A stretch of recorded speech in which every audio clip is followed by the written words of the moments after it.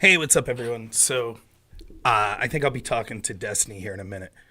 He's a left-wing streamer.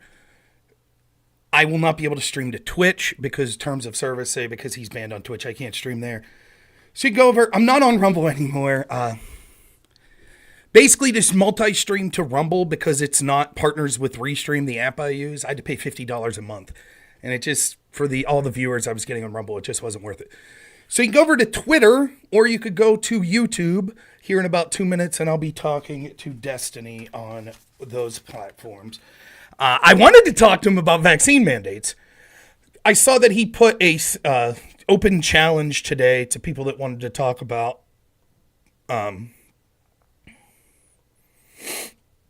January 6th.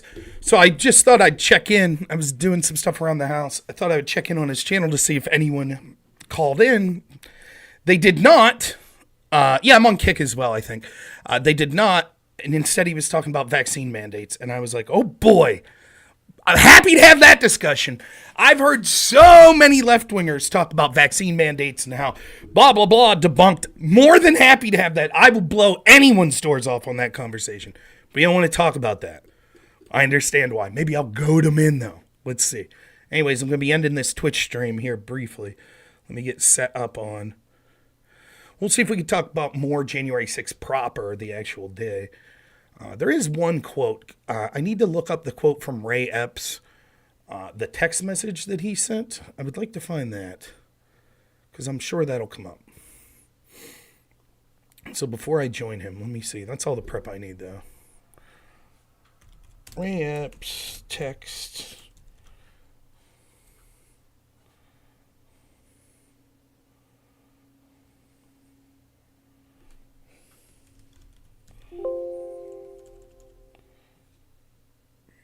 See. Oh, shoot.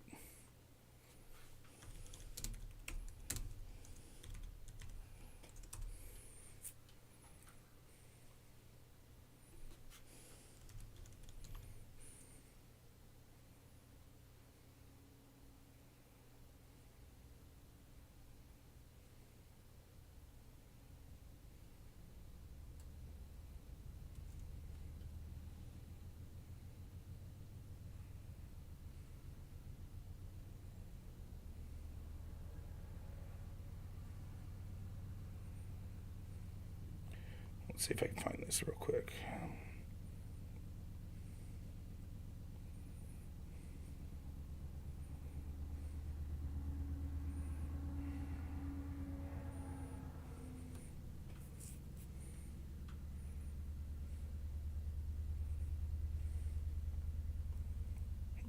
Okay.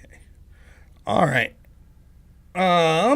So I'm going to end this stream on Twitch. Please go over to YouTube. So, see you to my Twitch audience. Sorry for the stupid terms of service. We'll see you on YouTube, Twitter, or Kick. Thanks so much. All right, let's join in here.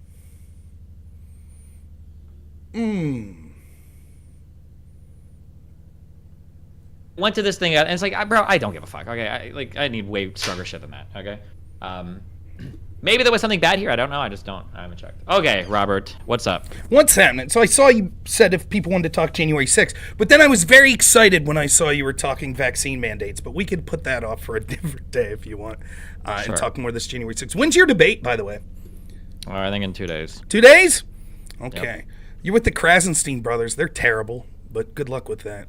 I think tell them to take a break. You'll just do stand-ins for them. You'll do better. We'll see how it goes. I trust all my people. Yeah.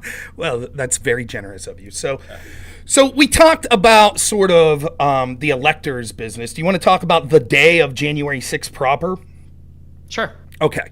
So your contention is, just to rehash this, even without any violent action or anything that day, you still think that Trump's actions meet the definition of a coup or things like that. But would it be safe to say that you think the actions of January 6th further buttress those claims because there was actually violence on top of what you already see as sort of trying to steal the election?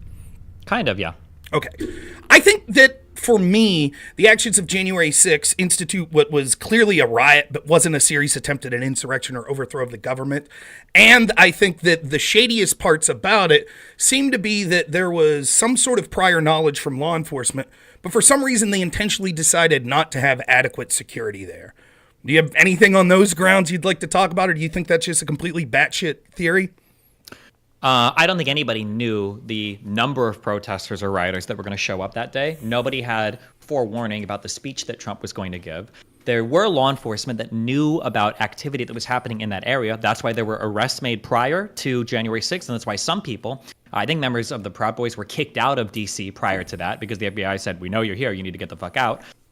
There was an issue with communication between law enforcement and intelligence. I believe that was one of the things that was criticized in the J6 Select Committee, was that intelligence should have been more proactively communicating some of the violent people in D.C. Relating to the Jan 6 riots. But I think that the intelligence view was basically like, there really aren't that many of them. The idea that like a few hundred Proud Boys or whatever the fuck are going to overwhelm the Capitol is probably not going to happen.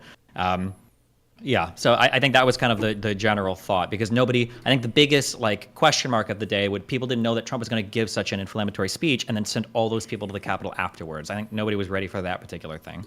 So I think there are several things to look at here. One, I think the charges of many of the January 6 people, particularly those in groups like the Oath Keepers, Proud Boys, I think they're clearly overblown, and they're trying to paint this. Can we go by one person? Give me one example of these, and we can look at their charges and see if they're overblown.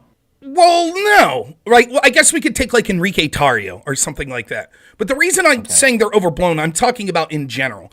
I'm not denying that they may have said that they wanted to commit violence or things like that. What I'm saying is it's overblown in that the narrative that it's an insurrection, that this was a serious attempt to overthrow the government, is just nonsensical. Well, hold on, wait. Was Enrique Tarrio charged with trying to overthrow the government, or what was his charge? I don't know specifically what his charge was. I know he wasn't there. Wait, how can we say that it was overblown if we don't know what his charge was? Well, okay. What if I just looked up? What if he was charged with raping 6, 4-year-old girls? Well, he was. Would you say? Oh, well, okay, so you know what it wasn't, but do you know what it was? I don't have a strong opinion on his charges. I don't even know what he was charged with. Let me say, I'm not a lawyer. I've read the charging documents. I forget what the specific charges were. I'm talking about, I don't know it also, but go ahead. What I'm talking about is the narrative surrounding which led to the scope of the FBI investigation and the charges, which is that this was an insurrection or sedition, and was the narrative that we're being told that this was a serious attempt to overthrow the government. This is nonsensical. In the most armed nation in the world, that there was like 5 or 6 charges that had anything to do with Wait. When you say most armed nation in the world, does that matter? Is a seditious conspiracy only such if the enemies that you're trying to conspire against seditiously don't have the necessary arms to hold you back? Yes, in a sense that we're going to say that this was a serious attempt to literally take power. Wait, hold on. I think we got to be, okay, if we want to have a conversation about like things broadly, I'm not trying to interrupt you, I'm sorry. We can have a conversation about things broadly, but I think we need to be crystal clear. Because right now you brought up that these were bullshit charges. If you want to talk about the legal charges, then we need to stick to legal language. That's not what I'm talking. So I'm rephrasing. I'm not talking about the specific legal charges that they were charged with specifically. Okay, what I'm talking about is the narrative, because none of them were charged with insurrection. What I'm talking about is the narrative that this was somehow this near attempt at overthrowing our government. It's nonsensical. And there is sort of this conflation that occurs even with legal documents or legal cases, depending what you look. For example, the Colorado case, right, that's seeking to remove Trump from the ballot, or did remove Trump from the ballot. Some of the evidence it gives that the day of January 6th was an insurrection. It talks about how armed many of the people were. But when you look at what they were armed with, it says things like mace. Well, pretty much every woman I know carries some form of pepper spray or mace on their chain or on their keychain. So if you were seriously attempting to bring weapons to overthrow the strongest military in the history of the world, I don't think people that are easily armed are going to show up with a little bit of pepper spray and then like other like pocket knives and stuff. It is nonsensical. What it was a riot that got out of control. Well, here, before we move to your narrative, you're saying that it was nonsense that they only had mace. Do you think that hypothetically, could it have been possible that they thought that Trump was going to show up with the National Guard to help them? No, I think that's nonsense. Even though Donald Trump said that he wanted to go and join them? Yeah, I think that's absolutely nonsensical. Even though Alex Jones is on video saying Trump's going to be over there, let's move to the other side? Even though there are multiple recordings of people there saying that Donald Trump is on his way? Even though in about 176 of the convictions, people said that they were at the Capitol building because they thought Donald Trump was coming? Even though the only thing that finally encouraged people to leave was Donald Trump tweeting, "Go home"? You don't think it's reasonable to expect that, like, a lot of those people thought that Donald Trump was going to be there? That's conflating two things. Thinking that Donald Trump might be there versus thinking that Donald Trump was going to bring armed National Guard or militiamen or something like that to physically overthrow the government. And so therefore they showed up to physically overthrow the government, but said we won't bring weapons because Trump and the National Guard are bringing the weapons. That's a nonsensical conspiracy. There's no evidence to suggest. Let's say that that's nonsense, hypothetically, okay? Okay. I want to ask a question. Wasn't one of the big reasons why they hesitated on deploying the National Guard was precisely because people were worried that Trump would try to utilize it to overthrow the government, that Trump might run in and have the National Guard try to take ballot boxes, that Trump's over-eagerness to deploy the National Guard in past events, including at the opposition sometimes to state governors for BLM stuff, wasn't this exactly a thing a ton of people worried about? In intelligence, if they were worried about it, why would it be so ridiculous to think that his fans might think that he would send the National Guard to help them? Well, one, I'm unaware of any testimony from anyone who was arrested January 6th of anything even remotely. In fact, you're the first person I've ever heard even remotely suggest the possibility that these people intentionally came unarmed but were prepared to get weapons or fight on the side of people that were armed because they thought Donald Trump was basically going to be George Washington crossing the Delaware, showing up with armed National Guard people. Well, I'm not necessarily saying that they thought that was going to happen. I'm just saying, isn't it reasonable to think that they might have thought that there was a plan or that Trump was coming, right? Maybe Trump with the coming, National Guard, maybe just Trump. I'll buy that. I'll buy that maybe they thought Trump was going to be at the Capitol. That's completely different than thinking he was going to lead an armed insurrection. And if some nutbag thought that, so be it. But when you talk about, people, there was this fear that Trump was going to deploy the National Guard. By who? I look at it like there was an attempted setup. They kept setting dominoes up. I talked to you during the BLM riots. Wait. Before we get through this, okay? Okay. I want to take turns, okay? Sure. Where we ask questions and we demand answers, and you can do this with me. I'll let you do this with me first, and then I'll do it with you afterwards, okay? Because we need to run down, because this gets all sorts of other shit gets drawn into. So if you want to ask me questions for a little bit, then hit me up and ask me questions for a little bit, and then I want to do this okay, with you, that sounds eminently fair. That sounds great. Okay. So when we look then at the Colorado ruling, to me, one of the things, not only does it make this claim that sort of there was all these people that were armed, which I think is nonsensical, seeing as how their arms were just stuff that normal people would have, not actual guns or things like that. But one of the things I think is very interesting is it says specifically in there that the FBI, that one of the reasons Trump should have known that his speech would be inflammatory and cause this insurrection, and that it was sort of gaslighting or dog whistling these people to engage in violence, was because the FBI and other agencies were aware beforehand that there was going to be this insurrection. And seeing as how Trump is the head of the executive branch, he should have known this. My question to you is, seeing as how there are groups after groups, including this Colorado case, that are saying that the FBI was so well aware of this, why didn't the FBI contact Capital City Police, including their chief Sund, and let them know that there was a bunch of armed, violent people attempting to overthrow the government on January 6th? Why did they stay silent? Well, my understanding is the intelligence agencies just didn't think that it was going to be that much of a concern, that there wasn't evidence of huge movements of people that were going to be moving down there to do that. I just don't believe that. I think that that they knew that there was any evidence of that. Well, yes. I have just common sense, which I know is a term you don't like. The idea that they knew that there was tens of thousands of people they expected at least tens of thousands of people to be at the rally. You'll concede that, right? At the rally, yes. Yes, right. So you're saying they just didn't expect that many to march to the Capitol. They didn't expect, yes, correct, for Trump to be so inflammatory and then for him to send them to the Capitol afterwards. Well, we'll talk about how inflammatory it was. But nonetheless, so if you listen to interviews with Capitol, is it Stevenson? He was the Capitol Chief Police Sergeant at that day. So he was the person who's tasked with any time there's a protest or anything. In his interview with Tucker Carlson, but I've also seen him mention this in other places, he says that it's actually the normal procedure. Anytime there's supposed to be any sort of march or protest, they come up with an interagency plan to talk about what the possible numbers are, what possible defense would be, because they're looking at it not just that the people in the crowd could be, Americans and get unruly. It could also be infiltrated by other state actors, our enemies, terrorists, etc. So they always want to have a plan to protect our capital, our president, our senators, etc. Thank you. So he says that what was unusual about January 6th, it's one of the only times where he was not involved in the briefing. That it seemed like all of these agencies didn't come together. It doesn't make sense. If your argument is, okay, well, the FBI thought that there were violent insurrectionists that were going to attempt to kill Mike Pence and other senators and overthrow the government. They just didn't think the need to actually have security or to communicate because they didn't think there were that many people. That makes no sense given that even in lesser protests, they have those preparations. Okay. Do you want me to respond to this? Well, yeah. Do you think that for the first part, so one part of this is just not true, that there was no interagency anything. There were conversations, there were explicit conversations related to the National Guard because they had been deployed to manage traffic. That was a very intentional choice that they didn't want the National Guard deployed to the Capitol itself, but rather managing traffic around it, and that was going to be their perimeter, that was going to be their sole thing, because there was a big optics concern about having the National Guard at the Capitol building because of Trump's over-reliance on them in the past. That was the conversation and communication that was happening inside.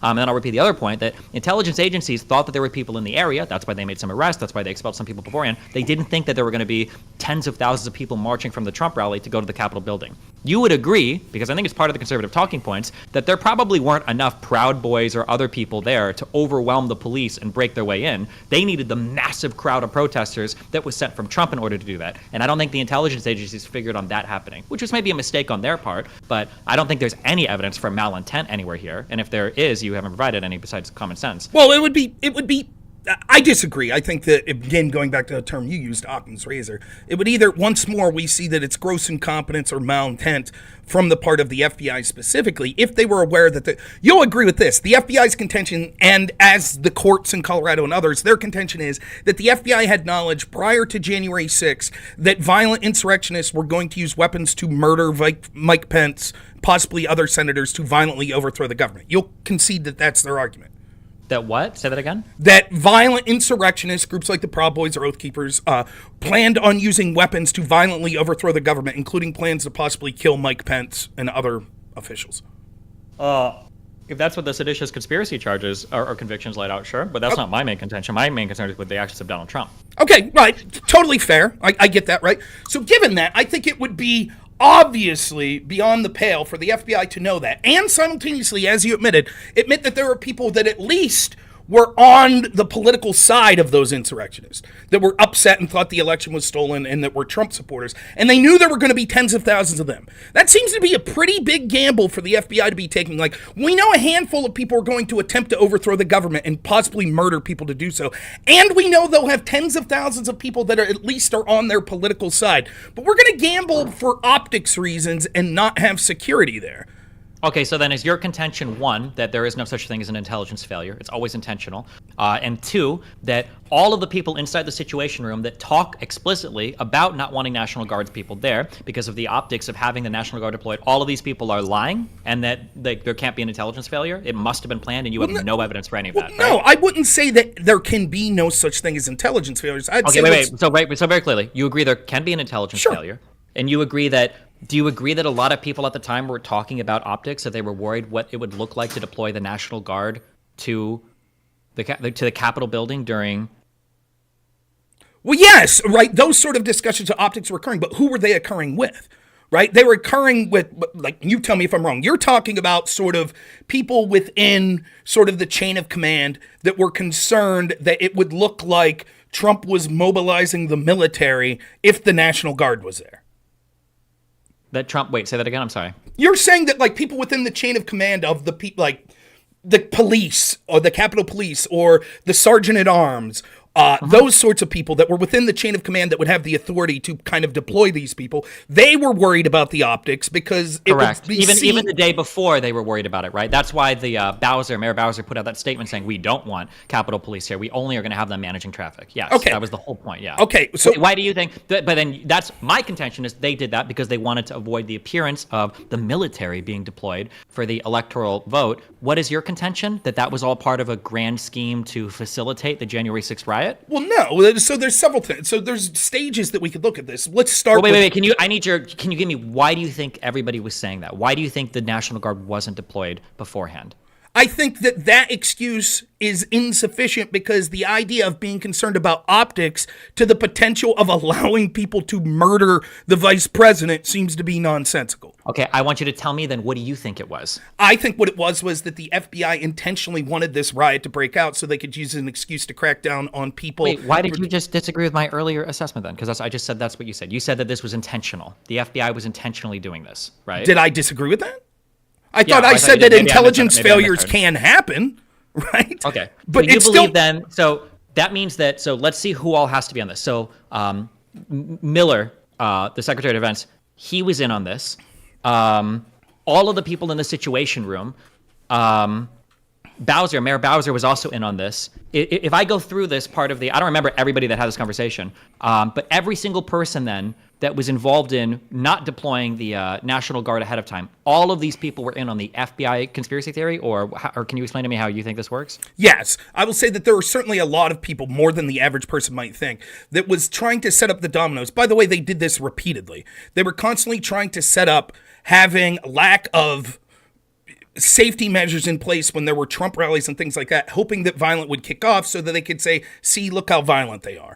That is something that I think was occurring. However, it doesn't require every single person that you might think, right? What it requires is people in the chain of command to intentionally have sort of security step down that would allow a facilitation of some small violent actors to bring things out of control. For example, anytime there's a riot anywhere, all it takes is a handful of people to start that and kick it off.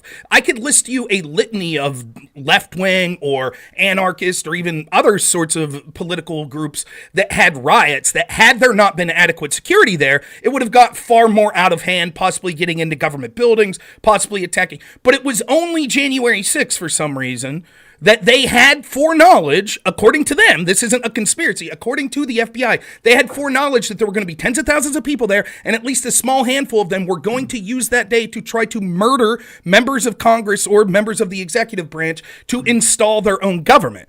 And, I have further proof than just my word of this. For example, if you take Capitol Chief Son's testimony, what he said is, you're right, they did. Careful, hold on, wait, real quick. When you say testimony, you don't mean his testimony under oath to the January 6th committee. You mean his testimony, the things that he said on Tucker Carlson's show, a guy who's in text lying about what happened relating to Trump and the election fraud, right? The guy that was one of the centerpieces to the Dominion lawsuit against Fox News. That guy that lied, that intentionally showed only clips of January 6th. That's the interview you're talking about that you want to cite what Son said, not testimony under oath, right? I just want to be clear that that's the testimony you're citing. Right. So it's what he said in interview. Let me finish. It's what he said in interviews like that he testified to. So he could be lying to Tucker Carlson about what his testimony was, but he claims he has the recordings, and this is what his testimony to the January 6th committee and to other committees was as to what occurred.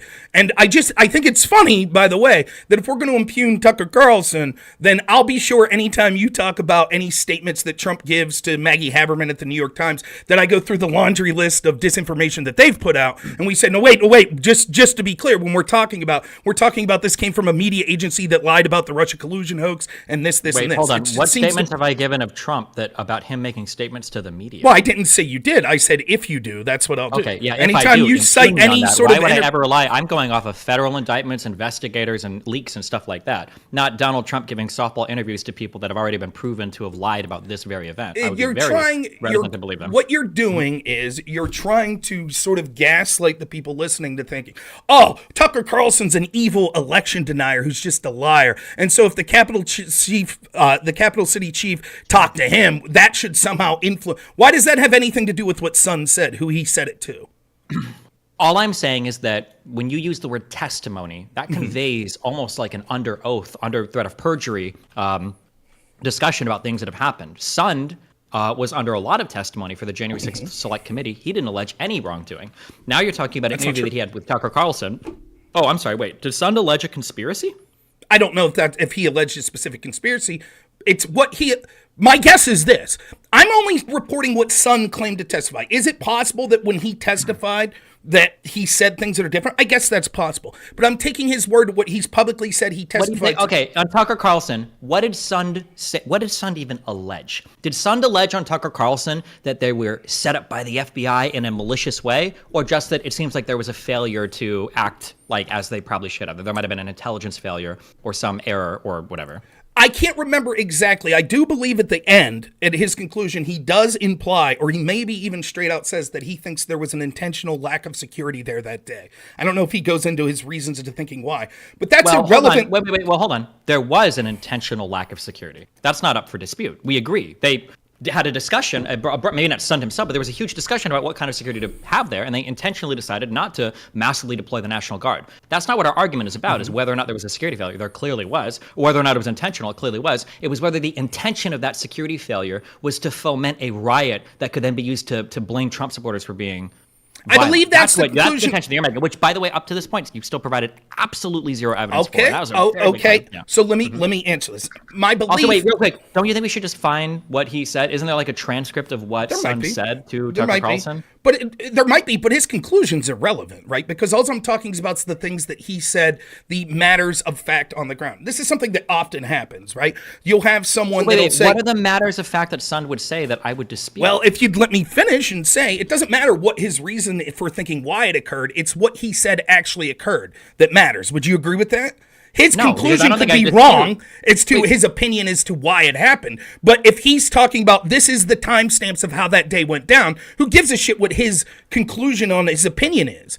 What matters is what he's saying. Again, hold on. We're not disputing the facts. I'm disputing your narrative of which you. No, you haven't even heard the facts. So you're disputing my narrative, and I'm giving facts to give you the argument as to why I came to the conclusion for that narrative. But we haven't got to the facts yet because you're saying, well, what was his conclusion? Okay, I'm sorry. When the fact that you led with was common sense, so I thought you didn't have any others. So No. I said that. So when you're talking about the optics and stuff, that's exactly what Sund says, right? So let's take your side of the narrative. Let's say that that's true, that they were just concerned about this optics, and they had National Guard there, which is true, and they were right outside sort of the, I forget what the term they use is, but sort of the grounds on the Capitol. They were near it, within eyesight. You agree with that, correct? Mm-hmm. Yeah, and you're saying they were there primarily for traffic persons. That may be true. I don't know. I have no reason to think that you're wrong about hearing that. So Sund saying as soon as shit starts to kick off, he immediately starts calling the chain of commands like, okay, time to send in these National Guard people. Yep. And he's being told over and over, well, wait, we need permission for higher up. We're concerned about optics. Yeah, we don't know what the situation looks like. Do you actually need them? And Sund is getting super pissed off. Yes, all of this is in the January 6th committee, so I've read all of this. Yes, very fucking upset. Yes, I think at some point, I think it might have been after Ashley Babbitt gets shot, where something happens, where Sund's like, is that enough for you? Can you send somebody in yet? Yeah. Right, exactly. So, yep. Okay, so now your argument, we have two competing interpretations of what happened here. One was a, quote, intelligence failure, where there was sort of, for non-malicious reasons, the FBI either underestimated how bad things were getting, or they didn't expect Trump to add fuel to the fire, or they had poor communication with other agencies. That's pretty much a steel man of your position? Yeah, basically, that there seemed to be a huge failure in deploying people because there's a lot of bureaucratic red tape set up for the deployment of the National Guard because of past stuff. Yeah. My contention is they wanted it to get violent and kick off so that they could, the problem is there, then they could create the solution. They could say, okay, now. To be clear, real quick, before you go on your thing, and maybe you're about to present a lot of evidence, the evidence from my narrative is plentiful. There are plenty of statements of lots of people attesting to what I just said under oath. Okay. I'm waiting for any evidence of your narrative at all. Okay, if it was just an intelligence failure, that they didn't understand how bad it would get. Well, wait, hold on. Be clear about my argument. It wasn't just an intelligence failure. Okay. It was an intelligence failure. It was a bureaucratic failure because after the previous National Guard deployments, they didn't want this happening, so they set up a lot of these weird, like, interagency bureaucratic red tape bullshit requests in order to do it. There's something else the J6 committee attests to. And apparently it was a failure of understanding exactly how severe the situation was on the ground. I don't know why that was part of the bureaucratic bullshit. But the calls in the Situation Room seemed to illustrate as much, that it was a chaotic shit that, like, nobody understood, like, what was going on or what was happening or why there was so much delay from Miller or et cetera, et cetera. That's like the total amount, not just an intelligence failure from the FBI. But go ahead. Okay, so then the argument is it's not just that they underestimated the day before, but even the day of January 6th, as we are watching live, riots occurring outside the Capitol and people entering the Capitol, still at that point you're saying they just didn't understand the significance? Yeah. Yeah, I don't believe that. In fact, I could point to you a video I did condemning the violence on January 6th before the fucking National Guard was deployed. How was me, some guy who works in home health care with people with autism, able to see how serious the situation was before the people that had permission to deploy the National Guard? Let's say that I grant you every single thing that you just said. Okay. And it was an FBI plot to make Trump supporters look bad. Mm-hmm. Do you know who else was watching TV that day? Who's that? Donald Trump. If this was just supposed to make his supporters look bad, why didn't he call and send in the National Guard, or he tweet and stop his supporters? Well, two things. One, because that would have literally defused this entire conspiracy. No problem. That's moving away from the discussion we're having. So you don't Wait, that's directly here. That is directly right here. I'm just saying, if you're saying this is a huge plot and it's only to make, because my contention is I think Trump wanted the violence. He wanted these people to try to disrupt the process. And I have more evidence of that too. But you're saying that no, this was set up by the FBI to make his supporters look bad. Well, then why didn't Trump just say that and go like, oh, I'm going to fuck the whole FBI scheme up. I'm just going to tweet and make them all go home. And then boom, the FBI's whole plan is fucked here. Okay.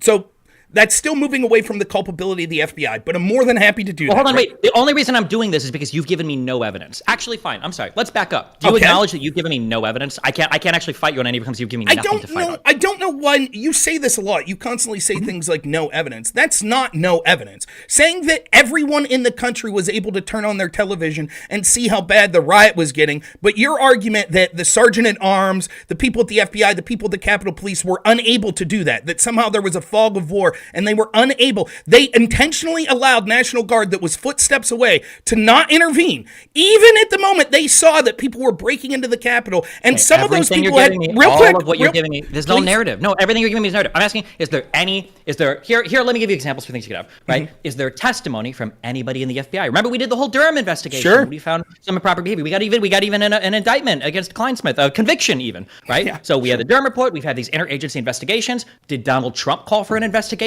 into the FBI to see if there was anything improper happening? Did any of the House Republicans call for an investigation into the FBI to see if they had instigated anything? Doesn't seem like it. Has anybody from the FBI leaked anything that said that they were trying to instigate anything? Has anybody else made this assertion besides a guy going on Tucker Carlson's show? And I don't even think Sun made that assertion, by the way. Like, I'm looking for anything besides, well, if you look at the TV and common sense, obviously something should have happened. That's what I'm looking for. Just a single piece of anybody else attesting to this that would have had knowledge of any of this. Anybody. Or would have wanted to investigate it. Anybody, a single person. Again, so what you're doing is you're sitting, first off, yes, for example, I can't think of the congressman's name, but the other day, a couple weeks ago in testimony, he was showing pictures of a van that he was accusing of being a van that FBI informants were in, and he showed pictures of it going around the area and says he wants an investigation. There's been many people that talked about wanting an investigation, Republicans wanting an investigation into FBI. Wait, why would Republicans talk about wanting an investigation? Why wouldn't they just set up a committee and do it in the House? Am I misunderstanding how the government works? Well,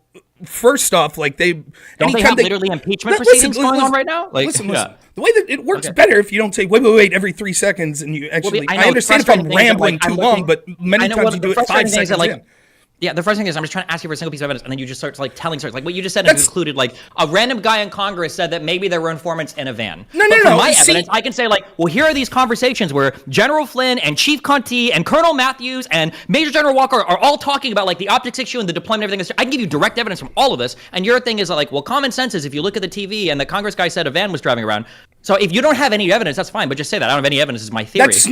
That's not having evidence. And again, let me say, you ask a specific question, I answer this. So part of your specific question, can you show me any congressperson that's calling for investigations? I say, yes, let me get that. And you immediately cut me off. But that's not what I'm asking for, right? Okay. Like, so you ask specific questions, I give a specific answer. Now, again, like, this is evidence. It might not be an evidentiary status that you like, where it's like this particular FBI agent said, yeah, I feel we were intentionally letting things go. Of course, they didn't say that. You're right. No one's testified to that. But it is a form of evidence. It is a form of evidence when you're making a claim that the reason, and this is something that occurs often. I talk about FBI corruption a lot. It always comes down to when there's things that look incredibly shady with the FBI or with these other agencies, the excuse is always gross incompetence. And so the argument that you're making right now is because of no one's testified alternatively to this, that you're saying that what happened was even when me and you in real time could turn on the television and see the riot getting out of control,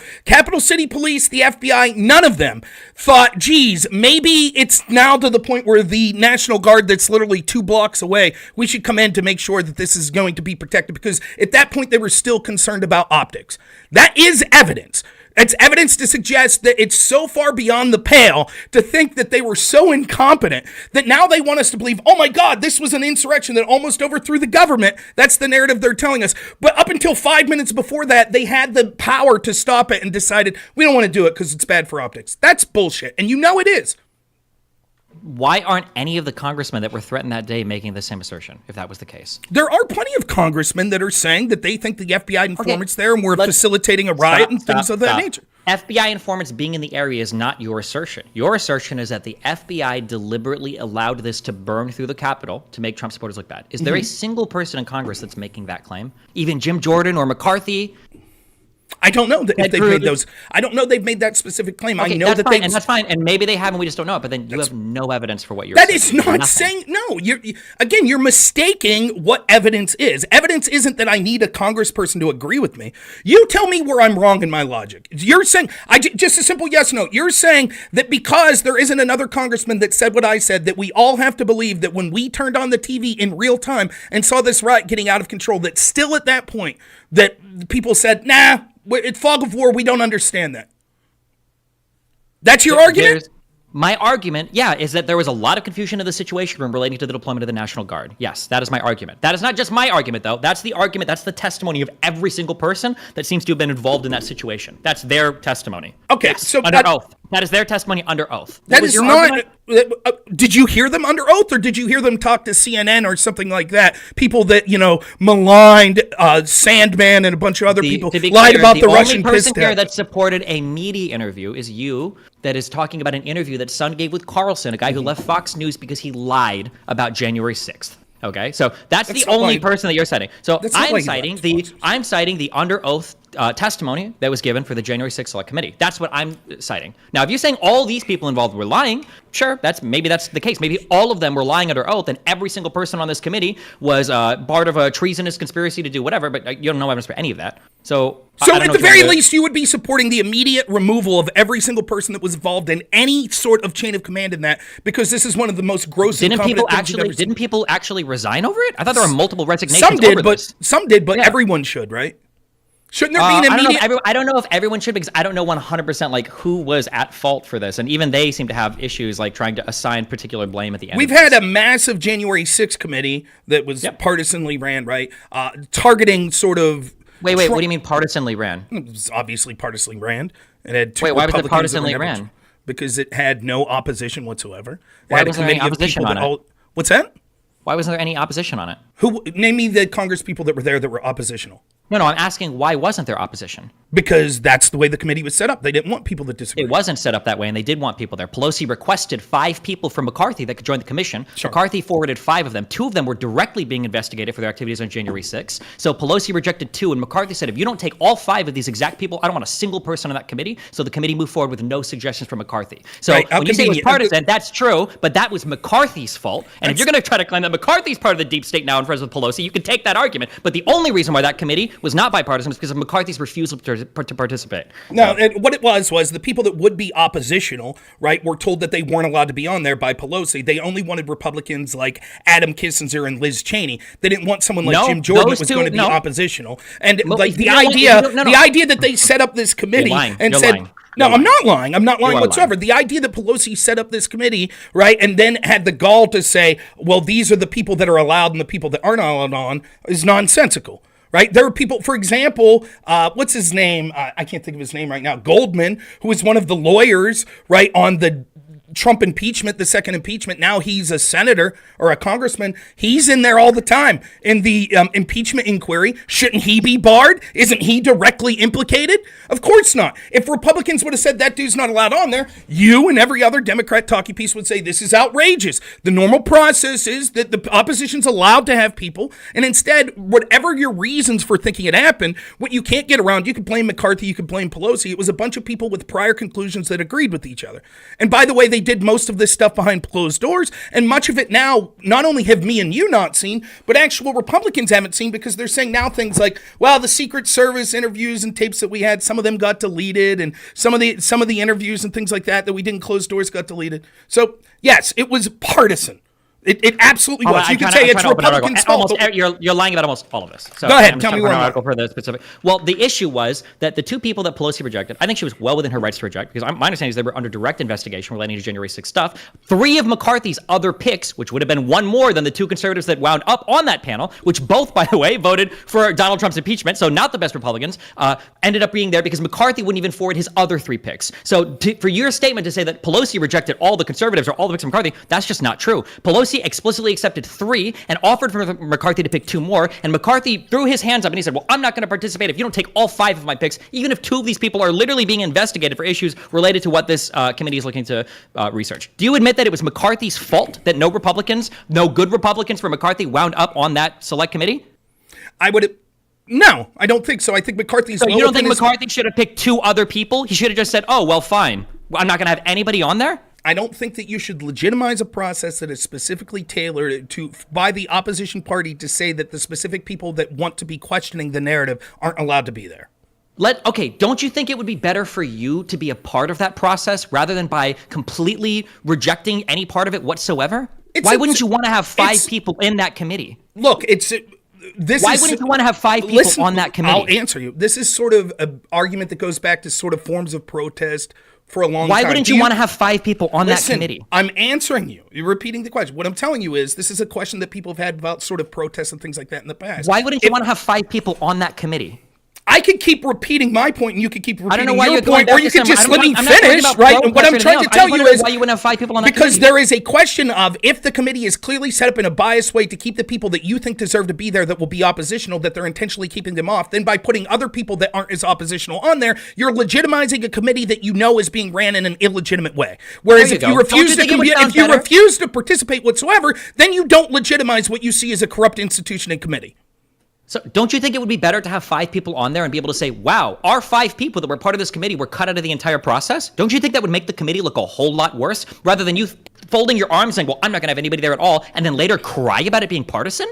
Personally, I would have probably put people on there, but I understand. There we go. Okay. But what does that mean? What I'm saying is both because forms what it means of is protest, what's obviously happening is McCarthy is saying if I don't have anybody on there, I can have suckers like Rob defending the fact that it was partisan because I chose to make it partisan. That's the obvious simple plan. If you want to have some involvement on it, if she rejects 2 of 5 of the people that you put on, you still got 3 that you want to pick 2 more and throw them on. And if they do cut them out, well, how bad is the committee look at that point? You just gave the rationale yourself. If he would have just, the reason he didn't do this was because then he would be able to complain and say that it was partisan, where if he would have put those people on, then he wouldn't have been able to say that. That's exactly the point, and that's what people that have engaged in these sorts of protests have said in the past. Why would you say let me finish a thought. Let me finish a thought. No, because you keep rambling on random shit. I'm not rambling. I get 10 seconds. Why would you want to discredit an investigation before the investigation even happens? Because the investigation's set up in a way where they're already telling you who you're allowed to pick and choose. Yeah, I'm sorry. Is every single House committee set up, allowed to put whoever the fuck they want on any particular thing? Aren't there normally people in charge of these investigations? Right. Can you show me an example for example, show me a Republican-led corruption inquiry where they said specific members of Congress weren't allowed to be engaged in it? Can you show me one? I don't even know how much this works. What about the impeachment inquiry set up? How many people are on that panel?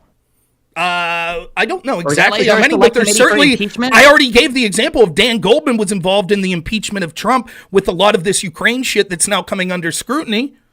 Yeah, he's on that committee, the impeachment inquiry. Imagine if the Republicans... What do you think? What I'm asking is, isn't it a process that when you set up a select committee in Congress, in the House, if you're the leader of that select committee, don't you always have the decisions of who you want to put and who you don't want to put? Isn't that the point of leading?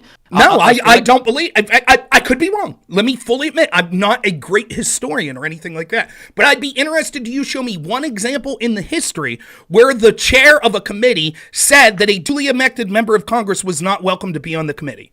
Also, Pisco spamming chat that Goldman wasn't a target of the investigation. He was or a subject. He was just a staff attorney. Why would you listen to fucking Pisco? Ask him how Jamal Bowman's doing. If Pisco wants to come talk to me, he can come talk to me and explain how he still thinks Jamal Bowman more likely pulled the fire alarm to get out that door even after the video. The lion sack of shit. Not a good faith person, but if Pisco wants to come on and talk to me anytime. No, we're not doing that right now. Hold on. Okay. Goldman wasn't what were some other select committees? Select committees in House of Tell your boy Pisco to give you the answer. It must be a common practice. Go ahead. Give me an example of a select committee into some sort of corruption where the opposition, whether it be Republicans or Democrats, like, here's the 10 people we went on, and the chair of the committee was like, no, we don't allow one of those people. Go ahead. Maybe it's happened. I'm unaware of it. And this is a red herring anyways. It's not really germane to centrally. Again, like I already said, you could blame McCarthy, blame Pelosi, blame a combination of them. Whatever, what you can't get around is my claim that this was a partisan committee is absolutely true. You could say it was partisan because it's the fault of McCarthy. Great, I don't give a shit. It's not germane to my argument. Who cares? It's still partisan. Now, the point that I wanted to go ahead. Hold on. So on January 4th, this wasn't even a select committee. This was just like the House Intelligence Committee. Speaker Kevin McCarthy on Tuesday unilaterally exiled Representatives Adam B. Schiff and Eric Swalwell from the House Intelligence Committee, making good on a longstanding threat to expel the California Democrats in his first major act of partisan retribution since taking the majority. Did this happen? You mean, so this was like from 2022 or something like that, right? This was from 2023. So Speaker Kevin McCarthy on Tuesday kicked out Adam Schiff and Eric Swalwell from the House Intelligence Committee. Yes, that did happen. Now that you mentioned that did happen, then if you like, I could say why, right? The reason was, one is probably largely tit for tat, because this is shit that Democrats started doing first. And you could say that's bad, maybe so. And second, the argument that they gave for that, like Swalwell, obviously with his sexual tryst with a Chinese spy, and Schiff. Sure. So it looks like people do this. So then this is like standard practice. I mean, was it standard practice? If you're the leader of a select committee, you do choose who goes in or out of Just to be clear, like, it's standard practice now. Now the Democrats broke the glass on it. And by the way, I still don't think you would call it standard practice if it's only ever been done twice. Okay. Nonetheless, again, it's not germane. I wasn't ready to discuss like the fact that people that lead select committees have choices of who goes on or off. We can look for this right now if you want. How many do you need before I can say like, oh yeah, it seems to be standard practice that select committees in the U.S. House of Representatives, the leaders of these, can choose who they want to be or not to be on these select committees? I mean, how many of these do I need? If you gave me one example prior to January 6th, I'd say, okay, at least it's happened before. Again, you're talking about like how many examples. This isn't really central to the argument we're having. It's somewhere it's not central to the argument. The problem is you made the argument that it was a partisan committee. Was it partisan? Yes or no, was it partisan? You're making it, yeah. But the reason why it was partisan was because McCarthy... Who gives a shit? I'm not here to carry water for Kevin McCarthy. There's a huge difference between Pelosi saying like, well, I only want 11 Democrats here, versus her saying, okay, McCarthy, pick your people. He picks 5 and he's like, these 2 are directly involved. They're not going to be here. And he picks 2 others with them. Those are 2 totally different worlds in terms of it being a partisan committee. One is a choice by McCarthy to not participate, and the other is horrible fucking political biases. Again, like, I don't have to relitigate the point. I've already said why I think that it was a legitimate form of protest for McCarthy to say, if you're telling us that we can't have these specific people there. I go into more detail if this is what you want to spend. For example, they were going to say anyone that was sort of connected to not the establishment wing of the Republican Party, but more the MAGA wing. They're going to say people like Mark Meadows, Jim Jordan, whatever. They're all under investigation, so none of them could be there. So wait, why am I going by they were gonna say? What is that argument of? I don't care what they were gonna say. Give me the I'm just list pushing back on the idea that it was just a partisan committee. And yeah, it ended up unfortunately being only Democrats to the end. And by the way, if there are factual claims in the J6 stuff that you want to contend with, we can contend with that, because a claim of bias doesn't necessarily mean there were factual inaccuracies. But I'm just saying the reason why there was no participation, and you've conceded as much, was because McCarthy wanted to protest it, not participate. So that's his fault. Again, I do concede that he wanted to protest. I think that it's legitimate to want to protest in the way that this was being done. And what I'm saying is the people that were considered MAGA-type Republicans that were going to push back in the way that you're saying, why didn't any Republicans do this? Those were the ones that they were going to say, well, you're being investigated. You're under suspicion. Like, how many Republicans in Congress were under suspicion in the January 6th? I don't know. You tell me. Well, I'm not the one who's saying it was a big insurrection. Surely you know. Or you have. I'm not saying you have to have an exact number. But was it just Jordan and Mark Meadows, or was it more? In terms of like who they collected testimony from, or who they accused of like foul wrongdoing, well, the argument is, you tell me, what was the rationale that Nancy Pelosi gave for why Jim Jordan couldn't be on the committee? I thought it was because Jim Jordan and I forget the other guy's name were like directly involved with things that the J6 committee had like big questions about, and that's why she didn't want it. I'm going to try to find her exact rationale, but would it have been fair if Republicans had the committee to say that Nancy Pelosi wasn't allowed on it because she was directly head of the Sergeant at Arms, and they were investigating why the Sergeant at Arms didn't sign off on the deployment of the National Guard? Would you say that would have been within bounds? I don't know if there were any questions or accusations or huge things relating to Pelosi's deployment of the National Guard or the Sergeant. I'm not aware of that. Well, if Republicans just said, for example, there's allegations about Jim Jordan because Pelosi just said, as far as I'm aware, there's never been charges brought of Jim Jordan of any illegality surrounding January 6th. So the idea that Democrats could just say, well, you were in communication with Trump. If you want, we can bring up I don't know what the exact accusations of Jim Jordan were at the time, or the exact accusations of Jim Banks were at the time. We can go and dig into that if you want. The only point that I was making that you already agreed to was that if McCarthy wanted Republicans to participate in this committee, he absolutely could have. He chose not to. So every time you call it a partisan committee, that's McCarthy's fault for not participating. I don't give a shit. I've given my rationale. Right? Okay, I think that the people that would have been most opposite. Okay. To me, it's not just a Republican-Democrat thing. I think that you could have easily filled out 5 Republicans that never want Trump to come back and could have said, maybe not as aggressively as Liz Cheney or Adam Kissinger, still said, yeah, I think Trump did a lot of things bad, that weren't going to put back oppositionally on the central claims that were being made. And so I think that when you had the people that were going to be the most oppositional, someone like Jim Jordan that was vocal about thinking there were problems that occurred with this sort of established January 6th narrative, that they had already set the goalpost that they were only going to have people of a certain viewpoint. Right? Sure, but imagine how much greater, first of all, yeah, you'd still say it was partisan, but imagine how much more strength McCarthy could have of his claims about partisanship if he had 5 Republicans on that committee. Well, not really. It's just to be clear, if there's no Republicans, then it's easier to say it was partisan, right? I mean, if you're a hack, yeah. Well, no, it has nothing to do with to make it. But I mean, just literally what you said there. If there's no Republicans, it's easier to say it's. By the way, there were 2 Republicans, like Cheney and. Well, they were both Republicans that had voted for Trump's impeachment. Right. But nonetheless, it doesn't matter. The point was that it's partisan. Now, something that's interesting that you said there that I see as sort of contentious is one of the big claims that people talk about Trump is he didn't send in the National Guard. He didn't deploy it. Well, you're admitting that all of Wait, before we get it, we can move to this part if you want, okay? And then also, apparently Jim Jordan, I guess, didn't comply with a subpoena related to the January 6th stuff. The House Select Committee investigating the January 6th insurrection has told Jim Jordan. But this was after the Select Committee was already set up. Never mind. I can't click links. Was that Pisco trying to send you shit? No, it was just somebody in chat.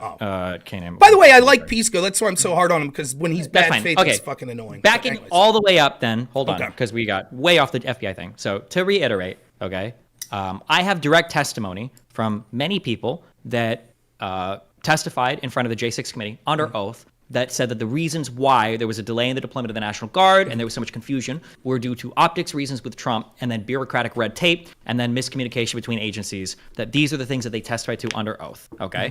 Your claim is that it was an intentionally done thing by the FBI to set up Trump supporters. You have no non-circumstantial or non-common No, I do. I do have evidence. For example, let me give you actual evidence I have. A court in Colorado is kicking Trump off the ballot, in part saying that it was so evident that Trump knew a violent insurrection was about to occur because the FBI had prior knowledge. If the FBI had prior knowledge that there was a violent insurrection about to occur, maybe you could make the argument that because of red tape or fog of war or something like that, the day before, they didn't communicate and have adequate security. But once it was evident that people were storming the building and the FBI, and we could all see it on television, and the FBI had knowledge that there was about to be a violent attempt on the life of Mike Pence and all of these other people to violently overthrow the government. It is beyond the pale to think that they're still well, for optics, we still don't want to send the National Guard that's right there. Okay, so to reiterate, so we have no evidence. That's fine. So no, that is evidence. That's not evidence. And I could say what you're doing is what's called an appeal to authority. So my central claim is I show you evidence over and over again of corruption. Wait, you're not showing me any evidence. Of corruption. Your claim. Here's the issue that you're running into. You do this a lot. Okay. The issue is you're making an incredibly strong claim that the FBI was engaged in conspiracy. Okay. But all the evidence that you're giving me is circumstantial evidence that the FBI fucked up. You haven't even gotten close to the claim of supporting that the FBI engaged in conspiracy. The only thing you're barely scratching the surface of is the FBI made mistakes. That's the only thing that you're supporting. Every single argument you give me so far, they watched TV and they couldn't figure out shit was fucked up. I agree, that's incompetence. You're telling me that these guys in the situation couldn't figure out deployment? Yeah, that seemed to be pretty fucked up. Every single thing that you're getting is building towards there were mistakes made. Nothing is even scratched the surface of conspiracy. To be clear, that's where we're at right now. Okay. Now, number two. Well, are you going to allow me to retort one by one? I guess you can retort. But okay. Yeah, when I say evidence that I give you all the time, I've had debates with you over and over and over again. And one of the things even your audience makes fun of me about is that I'm always talking about FBI corruption. Right, because I think that that's the biggest issue in this country at the point. Every time I show you evidence of a double standard at the FBI over and over and over again, Your answer, and the people that defend him, is always going to be, well, that was incompetence. The FISA warrants, well, that was incompetence. The violating the Woods procedures over and over, that was incompetence. Oh, the giving immunity to everyone in Hillary's team when they destroyed, that was incompetent. Over and over, it's always incompetence, incompetence, incompetence. So then you're forced to defend outlandish beliefs, such as the FBI believed that there was about to be a violent insurrection and murder of Mike Pence and other people. They believed that the day before January 6th. But even though they communicate regularly, according to the Capital City Police Chief Son, that regularly when there's going to be protests and stuff, they communicate with him. For some reason, they didn't on January 6th, even though this was the one time they thought that there was going to be a violent murder, because they just didn't think there would be enough people. Then when they saw that thousands upon thousands of people were joining, they still set back because of fog of war, and didn't then at that point say, holy shit, they're coming. We have evidence they're coming to murder the vice president. You need to get people in there now. They could see everything we saw on TV, but they still decided for optics reasons, that the people at the FBI, the people at the Capitol Police, etc., that are tasked with